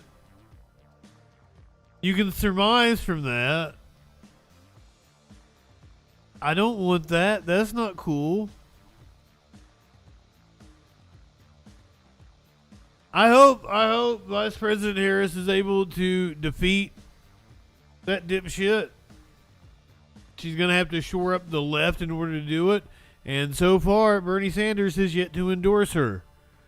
We hear from Bernie about why he is yet to endorse the vice president. Kamala Harris was one of 7 sitting senators who challenged Joe Biden for the Democratic presidential nomination. 4 years later, Harris is the de facto nominee, and all of those other senators have endorsed her campaign, with one exception, Bernie Sanders.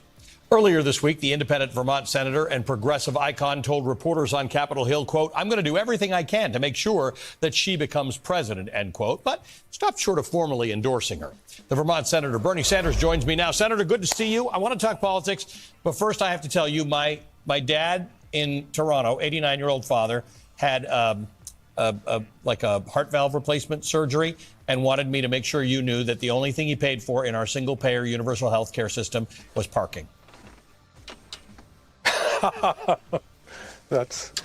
Well, I would hope that everybody in this country, maybe one day, because we remain the only major country on earth not to guarantee health care to all people. A lot to be learned from the Canadians. Which would be great if that could be on the next president's agenda. It would involve more than winning the White House, but it would be great if we could get to that point, whatever model one wants to choose. One day we will abolish free parking.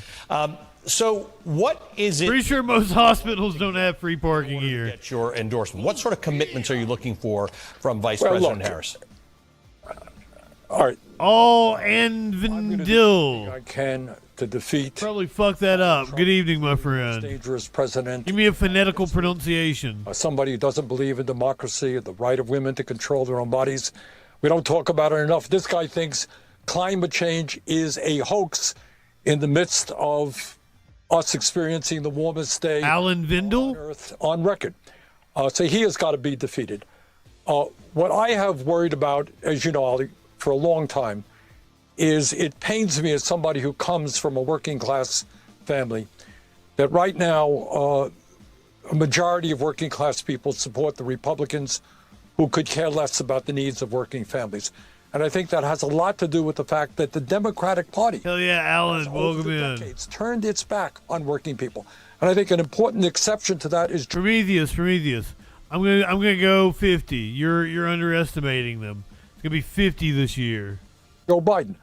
Thanks, Joe Biden. President in American history to walk on a picket line, appointed a really strong Secretary of Labor, good people, National Labor Relations Board, and I think has put together the most progressive agenda and accomplishments of any president in modern history.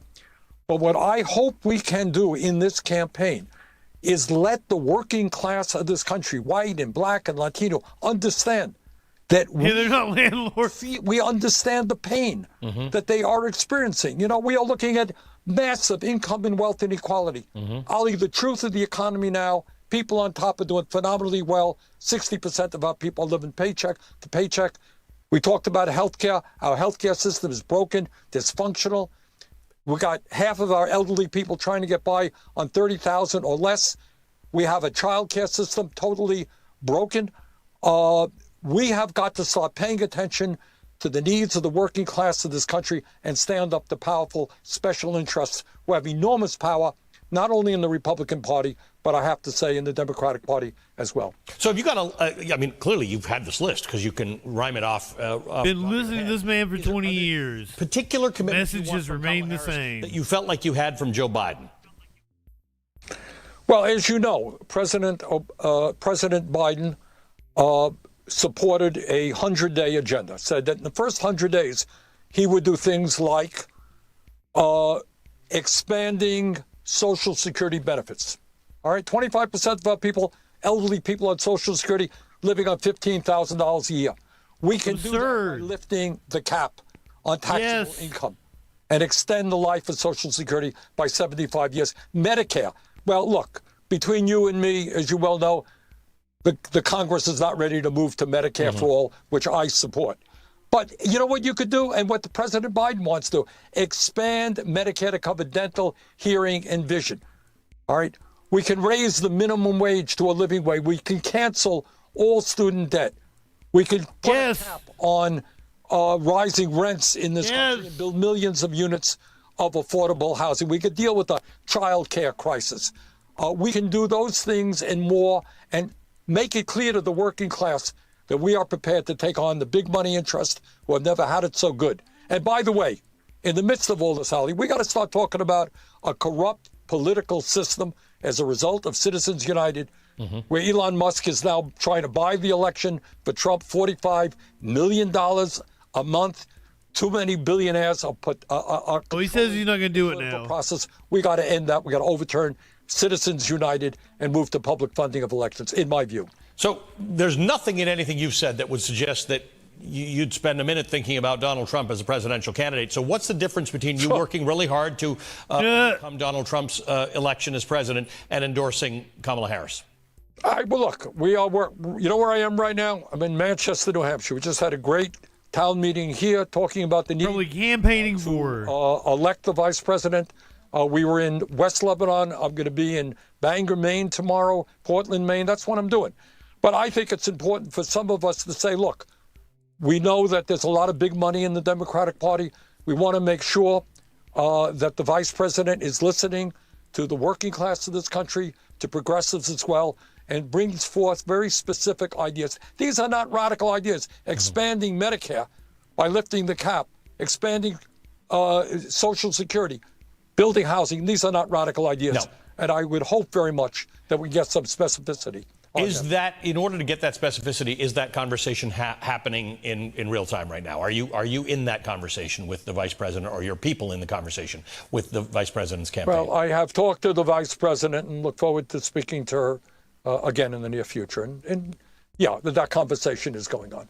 Got it. Talk to me about what that would do for you differently. In other words, you getting those assurances, you're going out there, you're telling people in all those places you just named that they've got to vote for the vice president. What will happen when you get the assurances you want, which I suspect you'll get? I hope I do get them. I hope I do.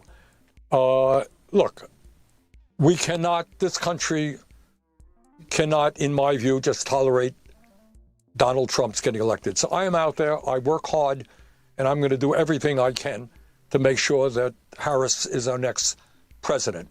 But I just am trying. You know, it pains me personally, again, coming from a working class background, that so many workers, especially white workers, are turning their backs on the Democratic Party. And I think we can bring them in.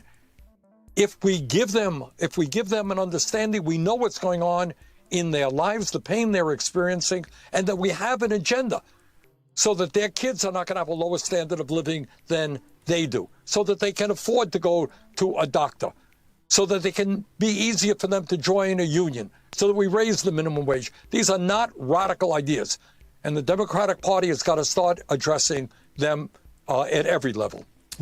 They put so much pressure on Bernie, and I feel like he probably campaigned more for Joe Biden than Joe Biden did. He probably campaigned more for Hillary than Hillary did. Staffy, good evening. I love Bernie too. And it's just, it sucks. It sucks that they treat him that way. We're like, well, why haven't you endorsed Kamala yet? Apparently, Trump is regretting his VP pick. He specifically did it to get Peter Thiel on his side, so I don't know how you can regret your decision. You knew what you were doing. You knew the bed you were getting into. But apparently, Vance not exciting people, dropping in the polls. Running mate J.D. Vance has defended comments made against the Democrats. The Republican vice presidential candidate called Democratic politicians a bunch of childless cat ladies with miserable lives. Speaking on the Megyn Kelly show, Vance says he has nothing to be sorry for. Becoming a father, becoming a mother, I really do think it changes your perspective in a pretty profound way. This is something, of course, we've recognized for hundreds of years in this country, that human civilization has always recognized. But there's a deeper point here, Megan. It's not a criticism of people who don't have children. I explicitly said in my remarks, despite the fact the media has lied about this, that this is not about criticizing people who, for various reasons, didn't have children. This is about criticizing the Democratic Party for becoming... You see it too. Yes, I brought it up like every fucking time we've had him on camera. I believe he's wearing eyeliner. He could have some really pretty fucking eyelashes. That's a possibility. But I believe that is eyeliner. I've asked the chat. The chat has agreed. They believe it is makeup. I'm glad you agree. Has to be eyeliner. Guyliner. Anti-family and anti-child. Experts believe his comments have harmed the approval rating. Many American people have women who don't have children and fathers who don't have children. They're living a wonderful life. Also, can somebody shout out Gorpsink for us? A comment like that, I think it was very thoughtless of him to do that. Actually, really hurting them, I'm sure, in the polls. So we have to look at the traditional families versus the way families are evolving now as well.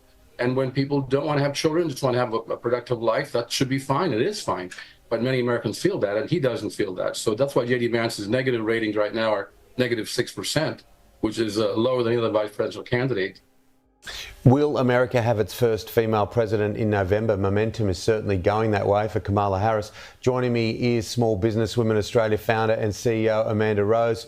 We'll get to the presidential election shortly, but let's talk about J.D. Vance because as he tried to explain himself and say that the media lied, it looked to me like someone who was digging a hole, a bigger hole, wasn't he? He was. Perg, make a poll. You are modded. Both sides are guilty of this. They pick their people. How about having someone who represents everyone? Whether it's a nuclear family, single, whatever it is that you are, when you have a leader, you want that leader to be able to convince you and make you feel like whoever you are in your life and your choices, you're represented. Because the second you don't feel represented, you're going to run away from that party. So I think he's a poor decision for Trump to have as a VP. Okay, I'm still... if you're untrustworthy, that's exactly what we want as a mod. I'm still... Okay. Apparently, someone just made up the thing about fucking a couch. But then people are saying, no, it's in the first edition of the book and they edited it out later. I believe he fucked a couch, just because if you have a dick, you probably fucked a couch at some point in time in your life. You don't lie. It's just a thing. But I don't know that he admitted to fucking a couch. I feel like you're a little weird if if you haven't tried to fuck a couch. You've pissed in a couch. Speedy boy, I've never wanted to piss in a couch. I have wanted to piss in Dan Crenshaw's eye pussy, though.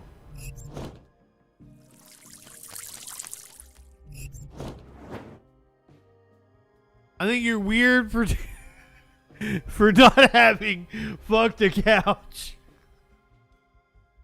I feel like it's a healthy sexual thing as in your sexual development to have fucked a couch at some point in time. It's like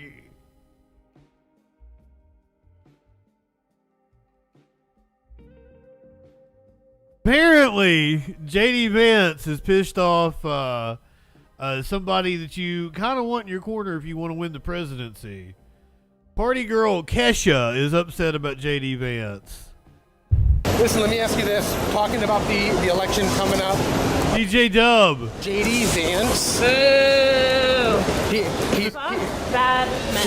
That's all I have to say. Fuck them all. JD Vance says that the country is being run by childless cat ladies. It is, bitch. It right? is. And look, this is what it looks like, honey. No, look, listen, look, a lot of people are upset because he's basically, it's a sexist comment. Absolutely. So what would you say to him and to really the country at this point, I would say we joyriding, bitch. Love it. Look, are you going to support Kamala? Are you going to stop? That's the name of her new single. You're going to get out? You're going to campaign for her? Love it. Why is TMZ out here up Kesha's ass? Hey, Kesha, can you give us a comment about JD Vance? Because that's who we want to hear about. That's who we need a political opinion from.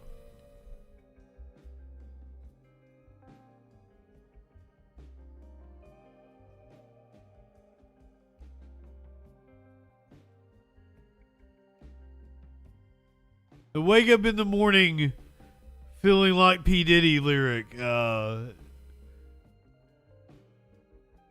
Prometheus, you don't know who Kesha is? Yeah, the wake up in the morning feeling like P. Diddy. That lyric did not age well. She had multiple. She very, very, very pop music. Yes, pop music. Quintessential 2010 to 2015 pop music. Like Kesha. Like she dominated the Billboard charts around that time. I like Kesha, and it's just I try to throw out some bullshit throughout the show. And she did retire. She has made multiple albums. Drake, good evening. And the thing about Joyride that she said, that was her new single. She plugged it. Yes, let's find out what that news be doing. I'll not bore you with Kesha anymore. The country's on fire, specifically California. Now, this fire is burning in Butte, Plumas, Shasta, and Tehama counties. It started Wednesday afternoon. CAL FIRE says more than 350,000 acres have burned. Tonight, it is 10% contained. More than 130 homes and other buildings have been destroyed. More than 3,700 firefighters are on the scene tonight. KTVU's Zach Sauce has been following the latest developments and joins us in studio with those details. Zach. Yeah, and just to give you a sense of just how big this is, 350,000 acres, that's more than 540 square miles. So firefighters tasked with covering a huge area right now. This as thousands under evacuation orders anxiously wait for updates. California's largest wildfire this year continuing to cut a vast path of destruction near Chico Saturday. It's just a very scary, intense time right now. Cooler temperatures aiding the efforts of the thousands of firefighters from CAL FIRE and across the state who were deployed here, but high heat from the flames and the rugged terrain still posing significant challenges. There's a high fuel load, abundance of grass.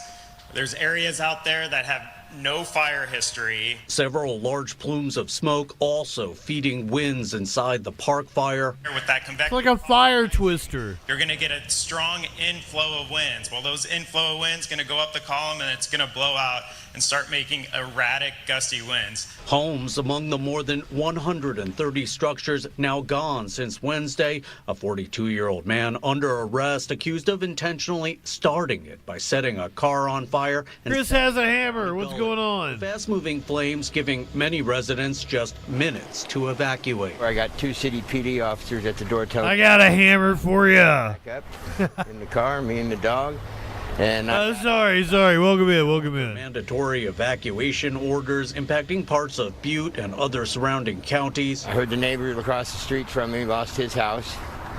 And I only live in an old double-wide mobile. Whether it's still standing or not, I got no idea. As the fire burned northward Saturday, nearby Lassen Volcanic National Park also evacuated and closed. Cross Shelter now taking in evacuees, pets and livestock being housed elsewhere. As long as I have the dogs and they're safe, I don't really care about many material things, you know. A fire now forcing some to hippie traumas. Yeah, we better go.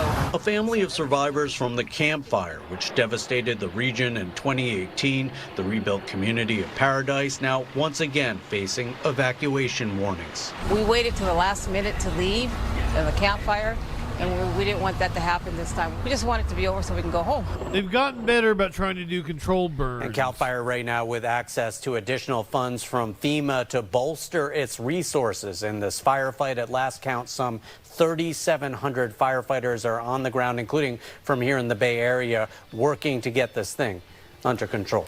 Christina. And we know that at least part of this one was caused by arson. They've made one arrest. But you know what? Burn the fucking country down. That is not an advocation of violence. Stabby, thank you for being a freaking follower. I am not advocating for violence. I condemn violence. But maybe we should burn the country down. It's just like, you know, we want some shit to change. Maybe we should burn the country down.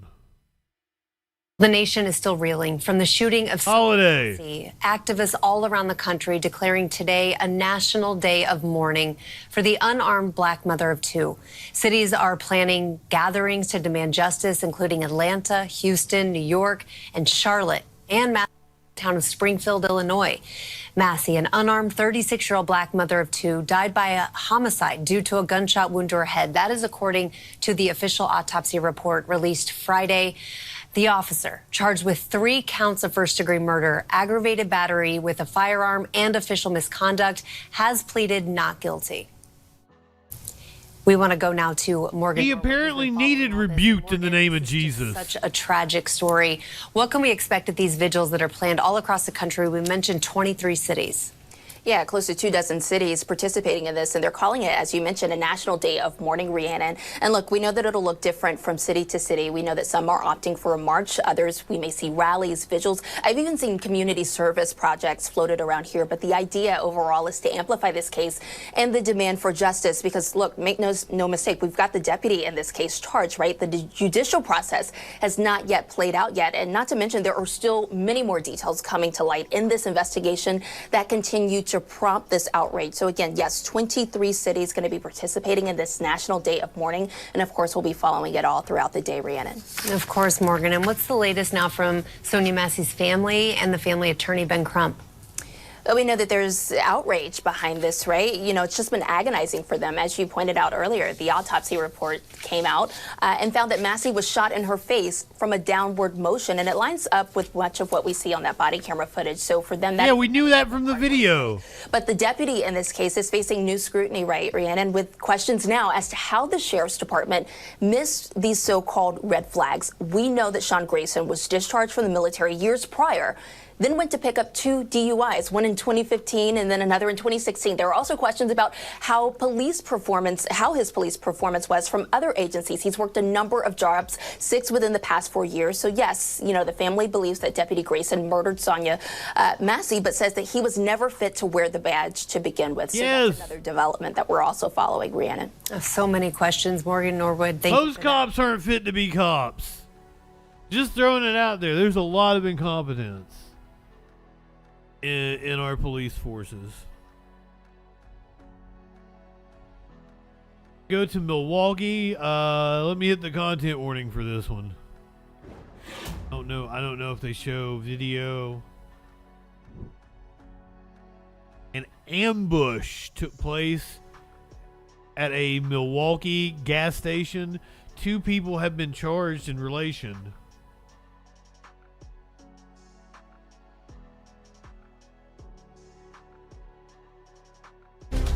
Our big story here at 5, charges filed in a gas station shooting ambush. 4 people, including 2 children, wounded inside their car. The shooting happened on June 26th at the BP near 60th and Oklahoma. Video shows bullet holes in the car and more than a dozen bullet markers around it. This Nick Bohr is there live right now, and Nick, prosecutors now say 21 shots struck that vehicle. Gave him the old 21 gun salute. Were killed. Numerous shots, as he said, fired. That included girls inside the car, just 4 and 9 years old. According to the complaint, charging 2 men now. We're learning they opened fire seeking revenge on someone who wasn't even there. The spray of gunfire June 26th in the middle of the afternoon at the busy intersection of 60th and Oklahoma drew plenty of onlookers and Milwaukee police. One of those onlookers shared video showing 3 men, all with guns, walking towards the gas station. Prosecutors say all 3 opened fire on a woman pumping gas. Yeah, I feel like they're trouble. And shoot at the vehicle that has another adult and 2 children. And I think they recovered 27 rounds, and 21 of those rounds struck that vehicle. Moments later, they're seen running away. One of them, now charged, is 26-year-old Kobe Jenkins, as is 32-year-old Dominique Bridges, the accused getaway driver, in court today, both facing attempted homicide and numerous reckless injury charges. Investigators believe the men recognized the car as belonging to a man they believed killed one of their family members. An individual who's not even there. And these 3 shooters, in the middle of the day, in the middle of the city of Milwaukee, at a gas station, on video and audio recording, approach the female who is... Ma'am, I've been to Milwaukee. And just shoot at her. All of the victims survived. Police were able to see what kind of car the gunman got back into and used so-called city-owned flock cameras that captured the same car and its license plate. Police are still looking for the other 2. He was like picking a wedge out of his ass. One of them is. Nick, do we even know if the car was even the vehicle the men were looking for? It doesn't say in the complaint, but it doesn't seem as if the gunman particularly cared. They were at very close range at the time they opened fire on that car, including those 2 girls inside. All right, Nick Bohr reporting live in Milwaukee. They would do good on the U.S. Olympic shooting team. Or they couldn't do any worse than the U.S. Olympic shooting team.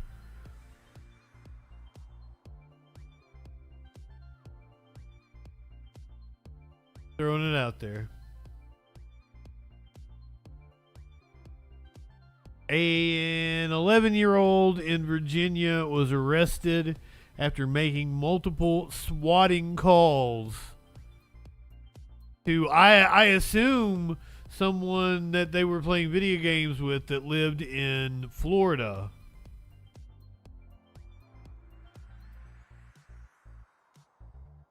Year-old arrested, accused of terrorizing the community. The sheriff says the boy is behind nearly 24 swatting calls at local schools. Thanks for joining us tonight. I'm Manny Martinez. And I'm Luann Sorrell. All of those calls happened over the last few weeks of the school year.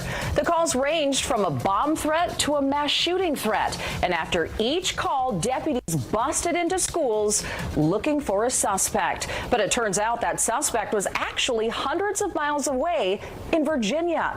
Fox 35's Chris Lindsay is joining us live now. So, Chris, the sheriff had some harsh words for that boy. Yes, the sheriff made it very clear this was more than just a child's prank.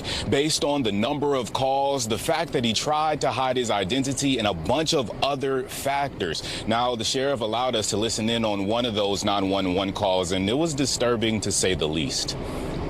Butler County Sheriff's Office, Ashley, how can I help you? They just shot me teacher in the head. Lockdown after lockdown. The end of the school year in Flagler County couldn't come any sooner for students. Sheriff Rick Staley now shedding light on the suspect. Look at this, an 11-year-old creating all this chaos. An 11-year-old boy out of Virginia is believed to be the person on the other end of more than 20 911 calls between May 14th and May 22nd, describing fake bomb threats, mass shootings, and other acts of violence. Every case instilled fear in our students, teachers, parents, with many keeping their children at home. Sheriff's Office. With the help of the FBI and the execution of several search warrants, detectives were able to track the boy down. They had me worried when they said execution. A bunch of disturbing material in his home and on his devices, such as torturing of pets, video decapitation, and murder pornography. Oh, we got a little sociopath. RZA says this investigation is a learning moment. It's been said this is sad, it's disturbing. Psychopath. The age of this kid, this defendant, this individual. But, you know, it's enlightening. You know, it's time that people understand just how dangerous the internet can be. The boy's currently in a juvenile facility in Virginia. They're working on getting him extradited to Florida to face charges. I'm thankful for our faculty, staff, and students for taking it seriously each time. I mean, 20 times is a lot of times to lock down a school. And these hoax calls happen not only here in Flagler County. Oh, I totally watched all kinds of beheading videos. As part of the investigation, detectives believe that he made fake calls all over the country, in Alabama, Alaska, and even making a call allegedly to the Maryland State House. Right now, they're working on figuring out what charges he'll face if and when he's extradited to Florida. Reporting live in Flagler County, Chris Lindsay, Fox 35. Flagler. Chris, thank you. And a 13-year-old from Volusia County was also arrested during the swatting investigation back in May. The sheriff said that boy called in a fake bomb threat because he was dared to do it.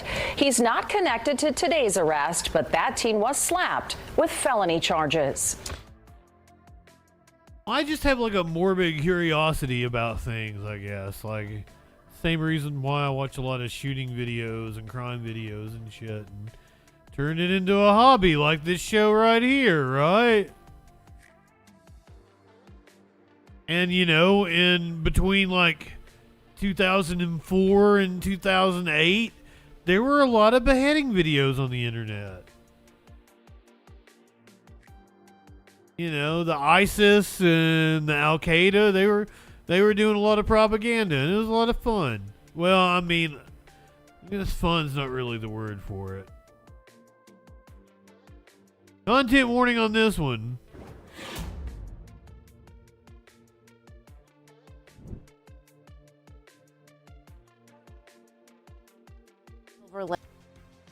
One of the other burglaries that she just referenced resulted in this wild video of a family walking in on their house being burglarized. You rob a house, there are consequences.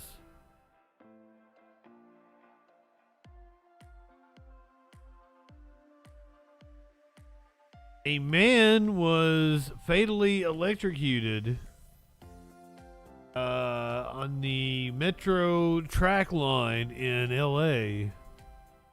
Tragedy on the Red Line subway tracks in North Hollywood near Universal City.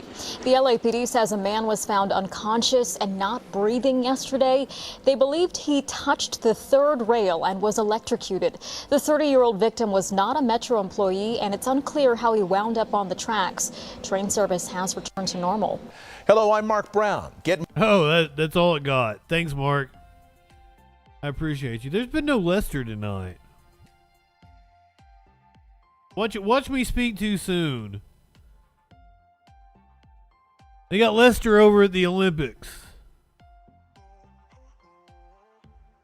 I haven't had a chance to yell at him.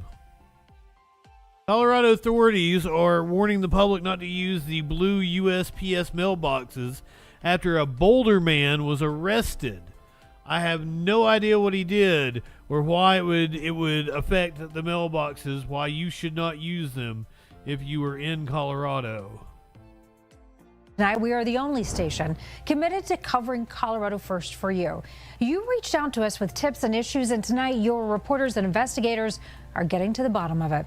First, a massive issue affecting the entire country and hitting Colorado especially hard. Well, your investigator Karen Morfitt has been talking with mail theft victims across the metro area.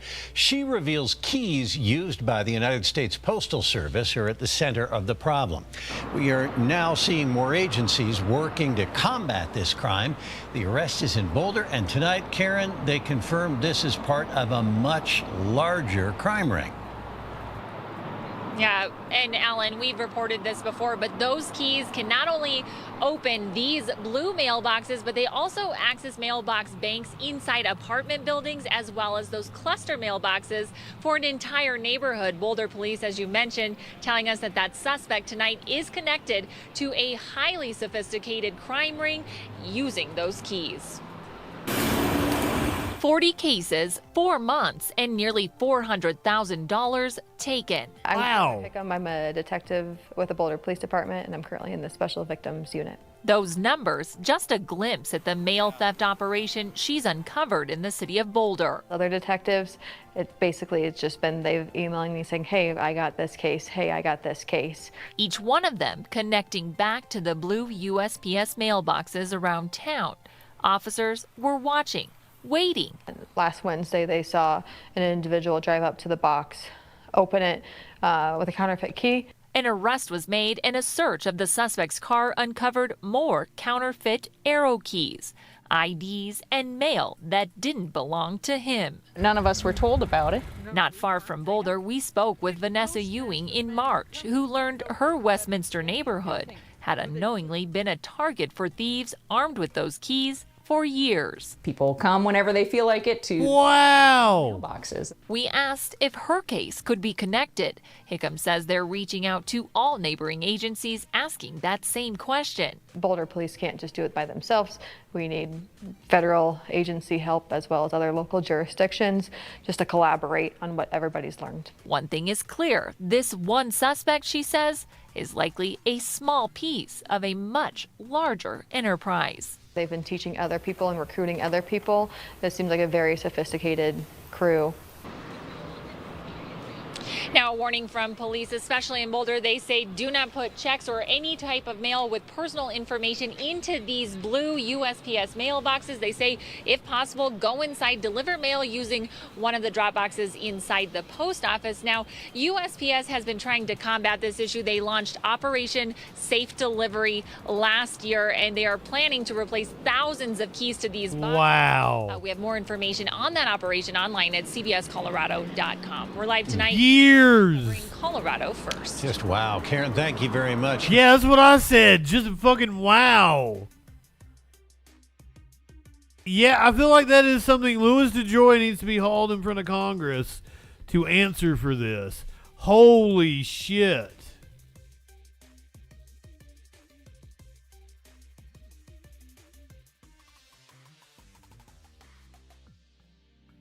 All right, if you're not subscribed on Twitch, I've got to hit you with the commercial break.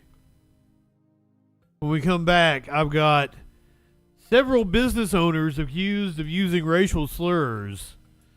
I've got a New Orleans mayor of New Orleans being sued by a woman she is called a stalker. A passenger received a fine for an in-flight incident and all that and a lot freaking more on the other side of the break. Chris has a hammer. Thank you for being a freaking follower, my friend. You get your 3 minutes. We'll get them out of the way. Nobody misses any content. I'm just going to smoke a bowl with everybody in the chat. We'll see you on the other side of the break.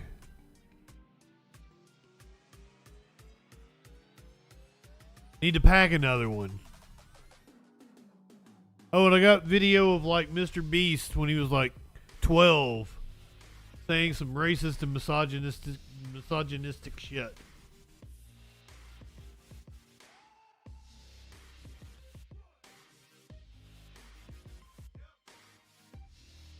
I don't want to I don't know if okay, first of all, I'd never even heard of Mr. Beast until like a year ago. Probably around this time. When was the thing about the wells in Africa? That whole fucking, maybe it was like a year and a half ago or something. And goddamn, Venus. Gonna get me really stoned. When I first heard, I thought everybody was talking about Mr. Beat, and he's a history teacher. Mr. Beat and Mr. Beast, two different people. Mr. Beat is a nerdy-ass history teacher that talks about presidential elections that I really enjoy. Mr. Beast makes mind-rotting content on YouTube.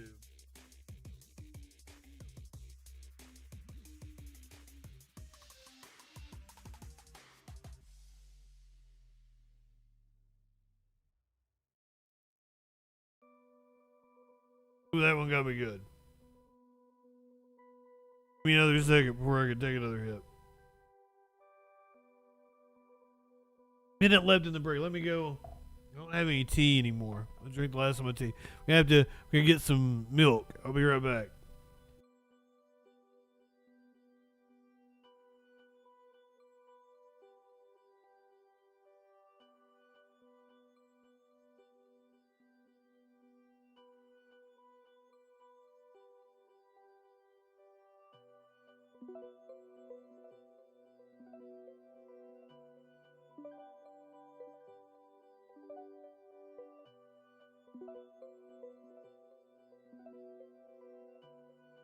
I've been thinking about making a screen that I run during the commercial breaks.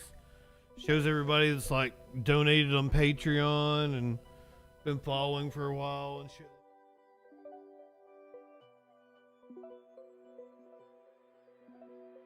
Try to play the YouTube game, you know.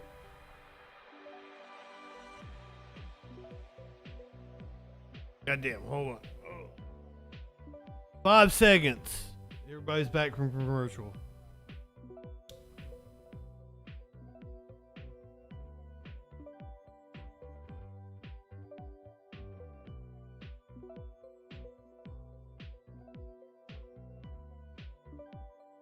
So I think we covered this story a couple months back. The mayor of New Orleans got caught by a citizen, I believe, having lunch. Like a police chief or something like that. The mayor accused this person of stalking her. The mayor's now been hit with a federal lawsuit. Good evening. Thanks for joining us. I'm Sharice Gibson. And I'm Katie Moore. The woman who took photos of Mayor LaToya Cantrell and her then bodyguard on a restaurant balcony is suing the mayor. That lawsuit accuses Cantrell of violating Ann Broad's civil rights. WWL investigator Mike Pearlstein broke that story today. Here he is with more on that potentially explosive lawsuit. When Mayor LaToya Cantrell filed this protective order against Ann Bro, a civil court judge quickly dismissed the petition and ordered the mayor to pay Bro's attorney's fees. But the story did not end there. In federal court Friday, Bro filed this civil rights lawsuit against Cantrell, her chief of staff Clifton Davis, and 3 police officers who were involved in taking the mayor's police complaint against her former Pontalba apartment neighbor. I think she just felt like someone has to stand up to this mayor. That there's just a history of bullying people. In the lawsuit, Bro's attorney Justin Schmidt claims that Cantrell included false, defamatory, and private information about his client. All of this sparked by 2 pictures taken of the mayor up on this balcony. The now infamous photos that Bro took show Cantrell and her former police bodyguard Jeffrey Vappy at the Tableau restaurant. The pictures have not only led to an internal investigation against the now retired officer, but are part of a federal payroll fraud indictment accusing Vappy of collecting city pay for private romantic activities with the mayor. She didn't ask for any of this. She basically took a couple of pictures and then the mayor set this whole thing in motion. The mayor's petition went far beyond the Tableau get-together, accusing Bro of stalking and harassing her, taking other photos and videos, and including confidential information such as Bro's social security number, an old driver's license photo, and an expunged 2016 arrest. 2016 incident of the arrest was related to a domestic violence incident where she was the victim. She was the victim. Mike Pearlstein, WWL, Louisiana.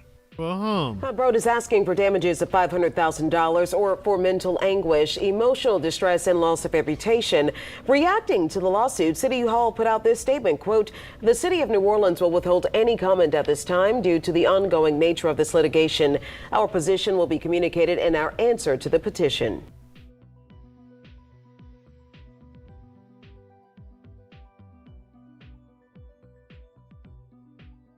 I don't think I like that mayor. Louisiana, famous for corrupt politicians.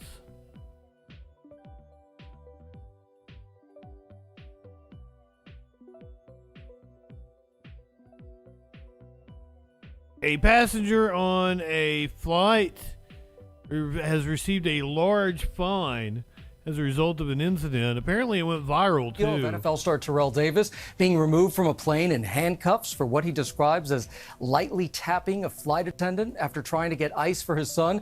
Well, Davis tells ABC the attendant then accused him of hitting him. Now this incident that is now raising awareness for all travelers and what can happen during a flight. Not only can you be escorted off a flight at the discretion of the airline staff, but depending on the severity of the incident, it can come with a hefty $1,000 fine from the FAA. So joining me now is criminal trial attorney Sarah Azari and her client Vahe, who says he was met by law enforcement after an incident with a crew member and ended up with him being fined thousands of dollars.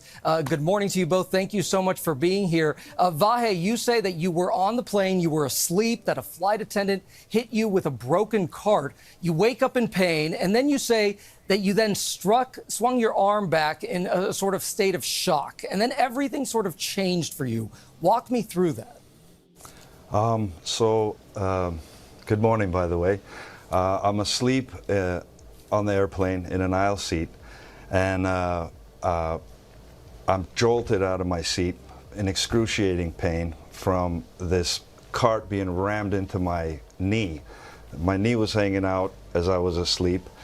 In shock, I brush his elbow with my arm to get his attention, to say, "Hey, acknowledge what you just did," and he just walked away. He walked away, and I managed to go back to sleep. About 20 minutes later, 30 minutes. I don't know. I can imagine. Also, good evening, Energy Flow.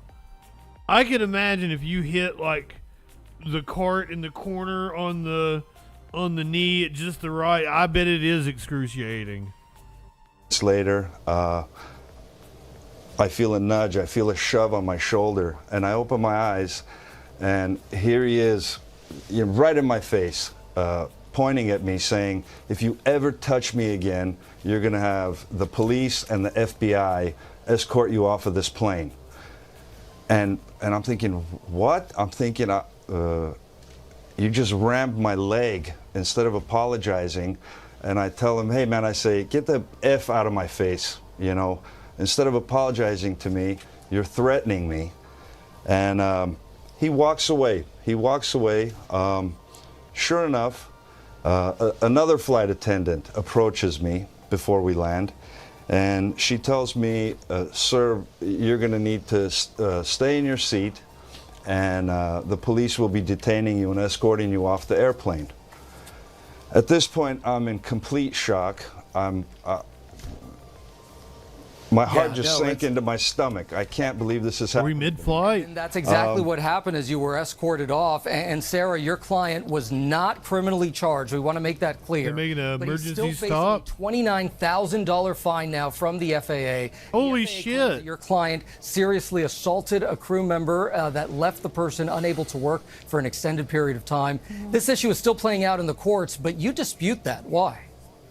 I dispute that, Gio, because this is not a he said case. It's a he said, and 7 other people say the same thing as Vahe, who were within an earshot and are eyewitnesses to this incident.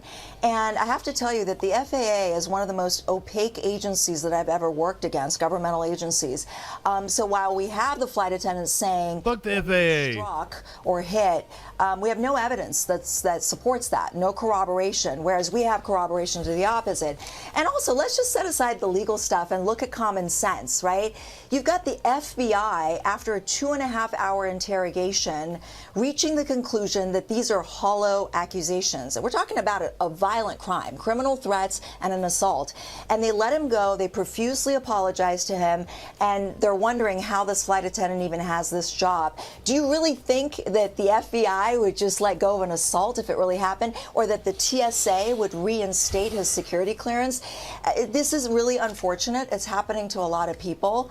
And unfortunately, you know, we were facing a situation where the FAA wanted to gag us, didn't want us to talk about this. Wow. And they didn't even want us to know who this flight attendant is so we could vet the credibility of these accusations. And Sarah, what is your advice right now to travelers? Because other people might be looking at this and be worried about it.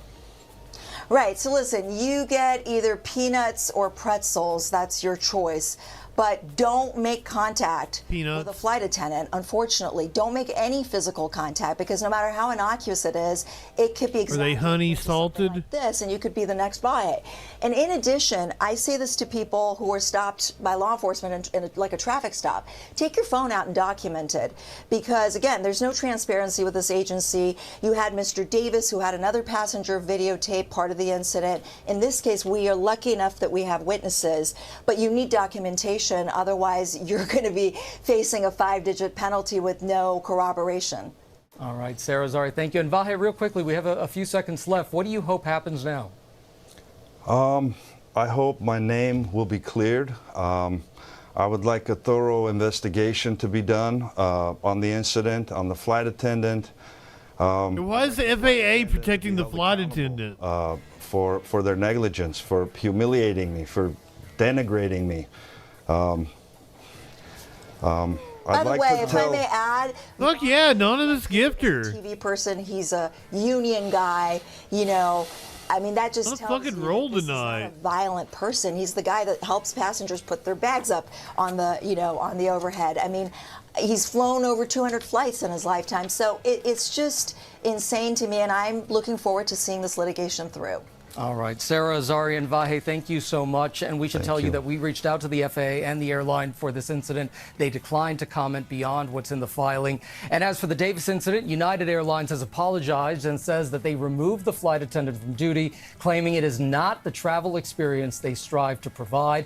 And our transportation team spoke with the Flight Attendant Association about incidents on board overall. They emphasized that the goal of flight attendants is to de-escalate issues before they arise, and that most flights take off and land without incident.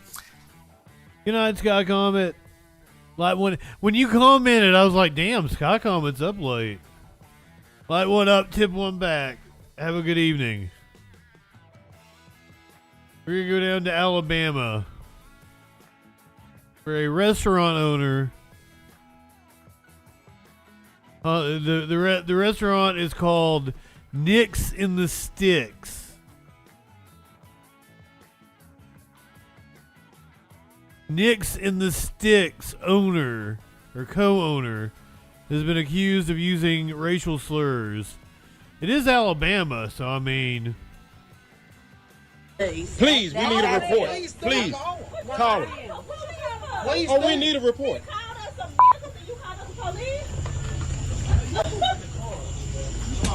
on, Ken.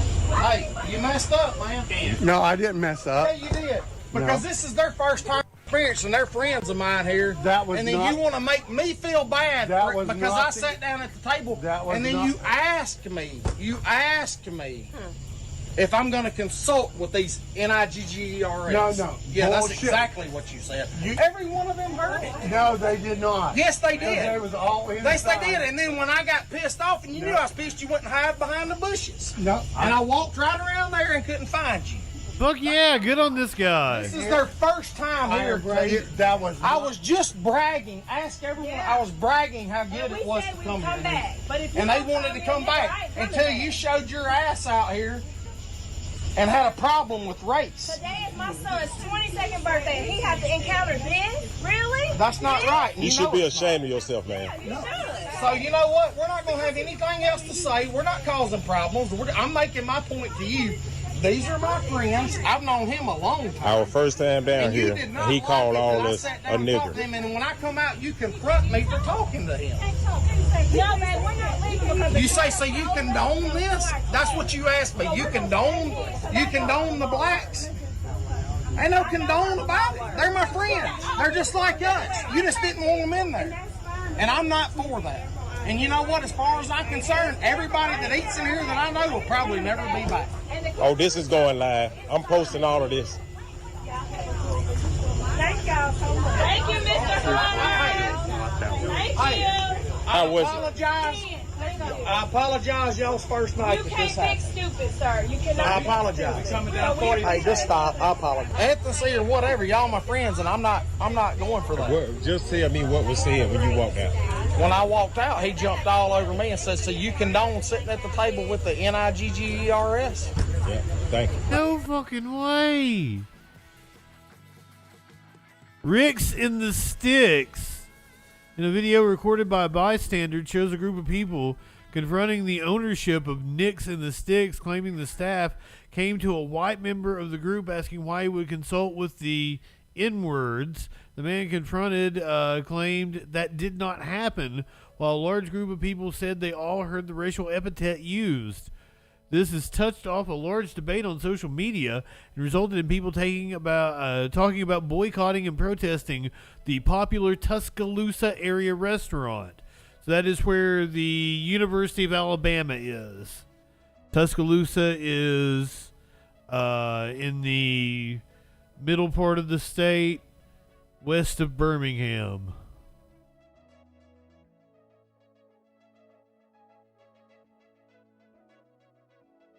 You kind of expect that shit in Alabama, out in Rick's at the Sticks. But do you expect that shit in Chicago? You should. Racism isn't just confined to the South in this fucking country. Taunted for more than a year by the owner of a neighboring shop. She says he's called her and her daughter the N-word numerous times. Suzanne Lemonnier was in River Forest, and Suzanne, police have stepped in now. Erica, police here. River Forest police have charged Robert Palomo with a misdemeanor after he was seen committing a crime that was caught on video. Now, a warning for our viewers right now. There is disturbing language in this report. Watch as from different camera angles, Robert Palomo, the owner of Diamond in the Rough in River Forest, approaches the front door of a neighboring business on Wednesday. His dog grooming business is in the same strip mall as Epic Signature Suites. The black-owned business specializes in braiding, hair weaving, and eyelashes. When Palomo gets close to the front door, you see a hammer in his hand. Then this happens. He uses the hammer to remove a security camera that was at the entrance. What he may not have known? Hi, you are currently being recorded. These cameras inside the business captured everything. What were you thinking when you saw that? I'm thinking he were looking for me to hit me with the hammer. Glenda Harris owns Epic Signature Suites. Harris says for more than a year, she's had the following interactions with Palomo. He's been asking me, why are we here? Why are we doing our business over here? We're black. We shouldn't be over here. We need to leave. This is video showing Palomo being taken into custody on Thursday, the same day Harris called police and filed a report. Police told us Palomo has been charged with misdemeanor damage to property. The charge could be upgraded to a felony. Harris says police told her if she can provide receipts proving her surveillance system cost more than $500, the crime could become a felony. We went to the business to get comment from Palomo. He wasn't there. We showed his wife the video. Do you know why he would have done that? Not at this time. Any comment about them alleging that they've been harassed by your husband and racial slurs have been hurled at them? I'm sorry. Thank you for your interest in this story, but not at this time.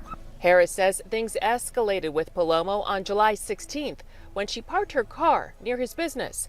The strip mall does not have assigned parking for businesses or customers. He called me 10 to 15 times, and he refused to stop. Harris says she called River Forest police on that day. She says they would not take a report. They told her to not park near Palomo's business. We tried to get help through the village, and we just wanted to stop.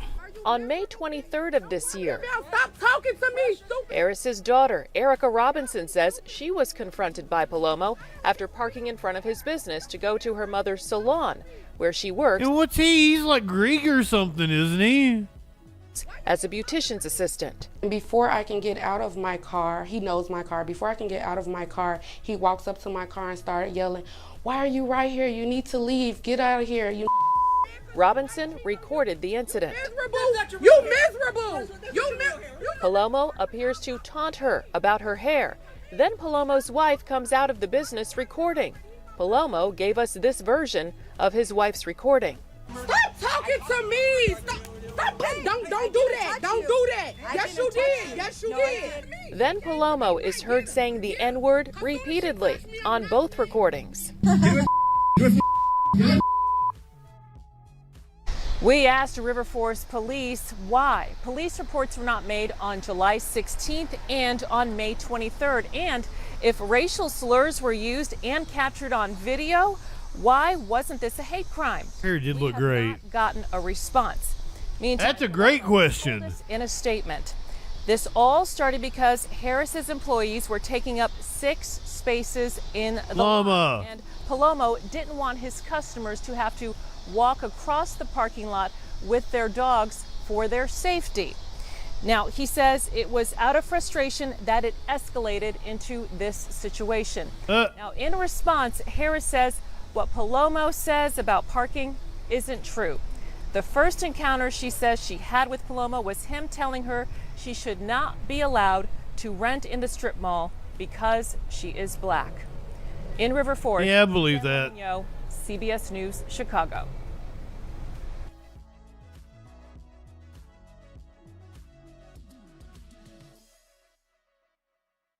This woman in Laguna Beach became a Karen. I don't know if she got racist on anybody, but like it wouldn't surprise me if she did. This is people going on rants night.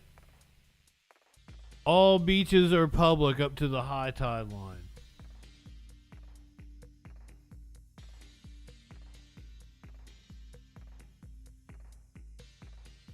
I think that sounds about right.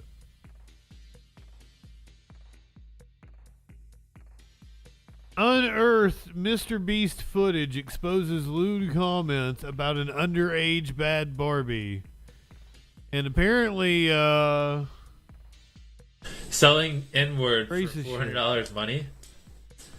The most I would pay is like $300. Sorry, $400 is just out of my price range for that type of stuff. QQ, shut the fuck up, you stupid faggot. If the video was lewd, how would I call you a stupid faggot? Exactly, it's not lewd, fucking dumbass. N-word, N-word, N-word, N-word. Thanks, Hustlin, for the donation. I appreciate it. No more, no, boys. No more typing the N-word in chat. No more cursing. Selling 10 for $69 each. That's a steep price. I don't think you're going to get any sales. I'm kidding. And wow. He did say that he enjoys the Catch Me Outside girl and thinks she's funny. So let's just... So that just shows what... Let's be real. You want to put your dick in her? I mean, it's rather probably not. Enjoying and I was enjoying someone yes. and putting your dick in someone is a whole different story. Yeah. I mean, she probably has AIDS. She's like 14 years old. She probably has AIDS already. Whoa.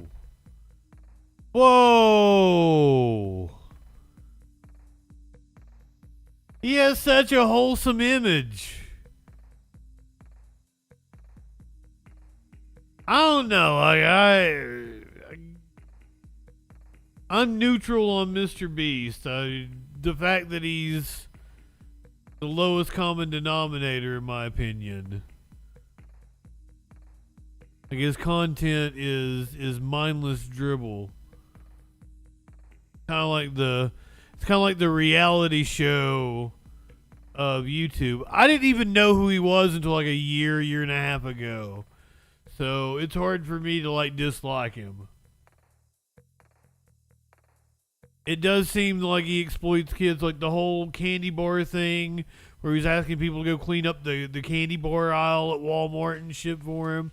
No, fuck that shit. So, like, I hope his downfall is swift. I'm gonna leave you guys tonight with a mystery. He seemed really fucking young. I mean, it's cool if he can change, but like, there's been a lot of shit coming out, and the whole I don't even want to discuss the big controversy he's facing right now. That's minor compared to the big controversy he's facing. I'm going to leave you guys with a mystery. How did this cat hurt its paw? You can see this cat has an injury. His paw clearly hurt. How did he end up injuring his paw?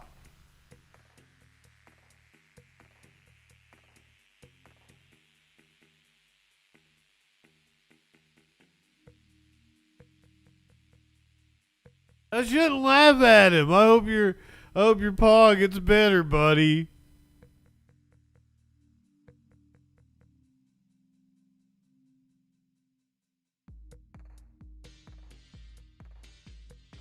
Speaking of ears, one of the clips I left off tonight was Lindsey Graham wanting an apology for people talking about how Trump didn't get shot in the ear. But like, I don't think the more and more, like, if he had like some sort of x-ray, if he had some doctor's opinion that he had been hit in the ear, that he'd actually been shot, we wouldn't hear the end of it, right?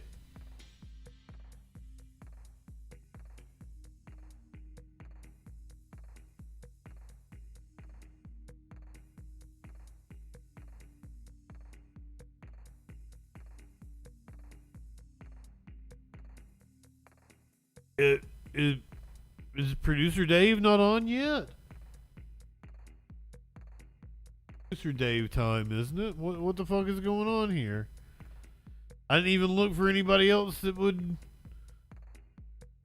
we could possibly raid.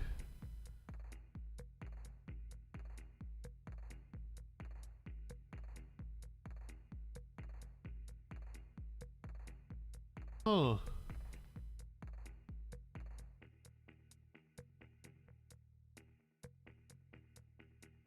Is it because does anybody know how he broke his arm? Curious or asked me how he broke his arm. It's like, I thought he was just joking, but apparently he actually broke it.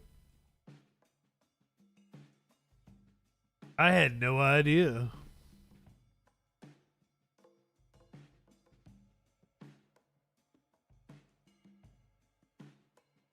If you're watching on Twitch, we're going to head over to Amy C3.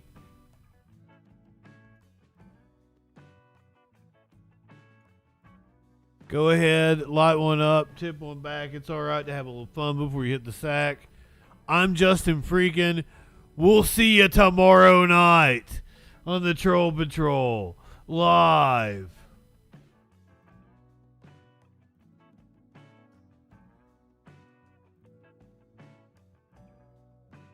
Over time. Amy watched as the young Aggie discovers her surroundings, but also the perils Aggie comes across. The path is full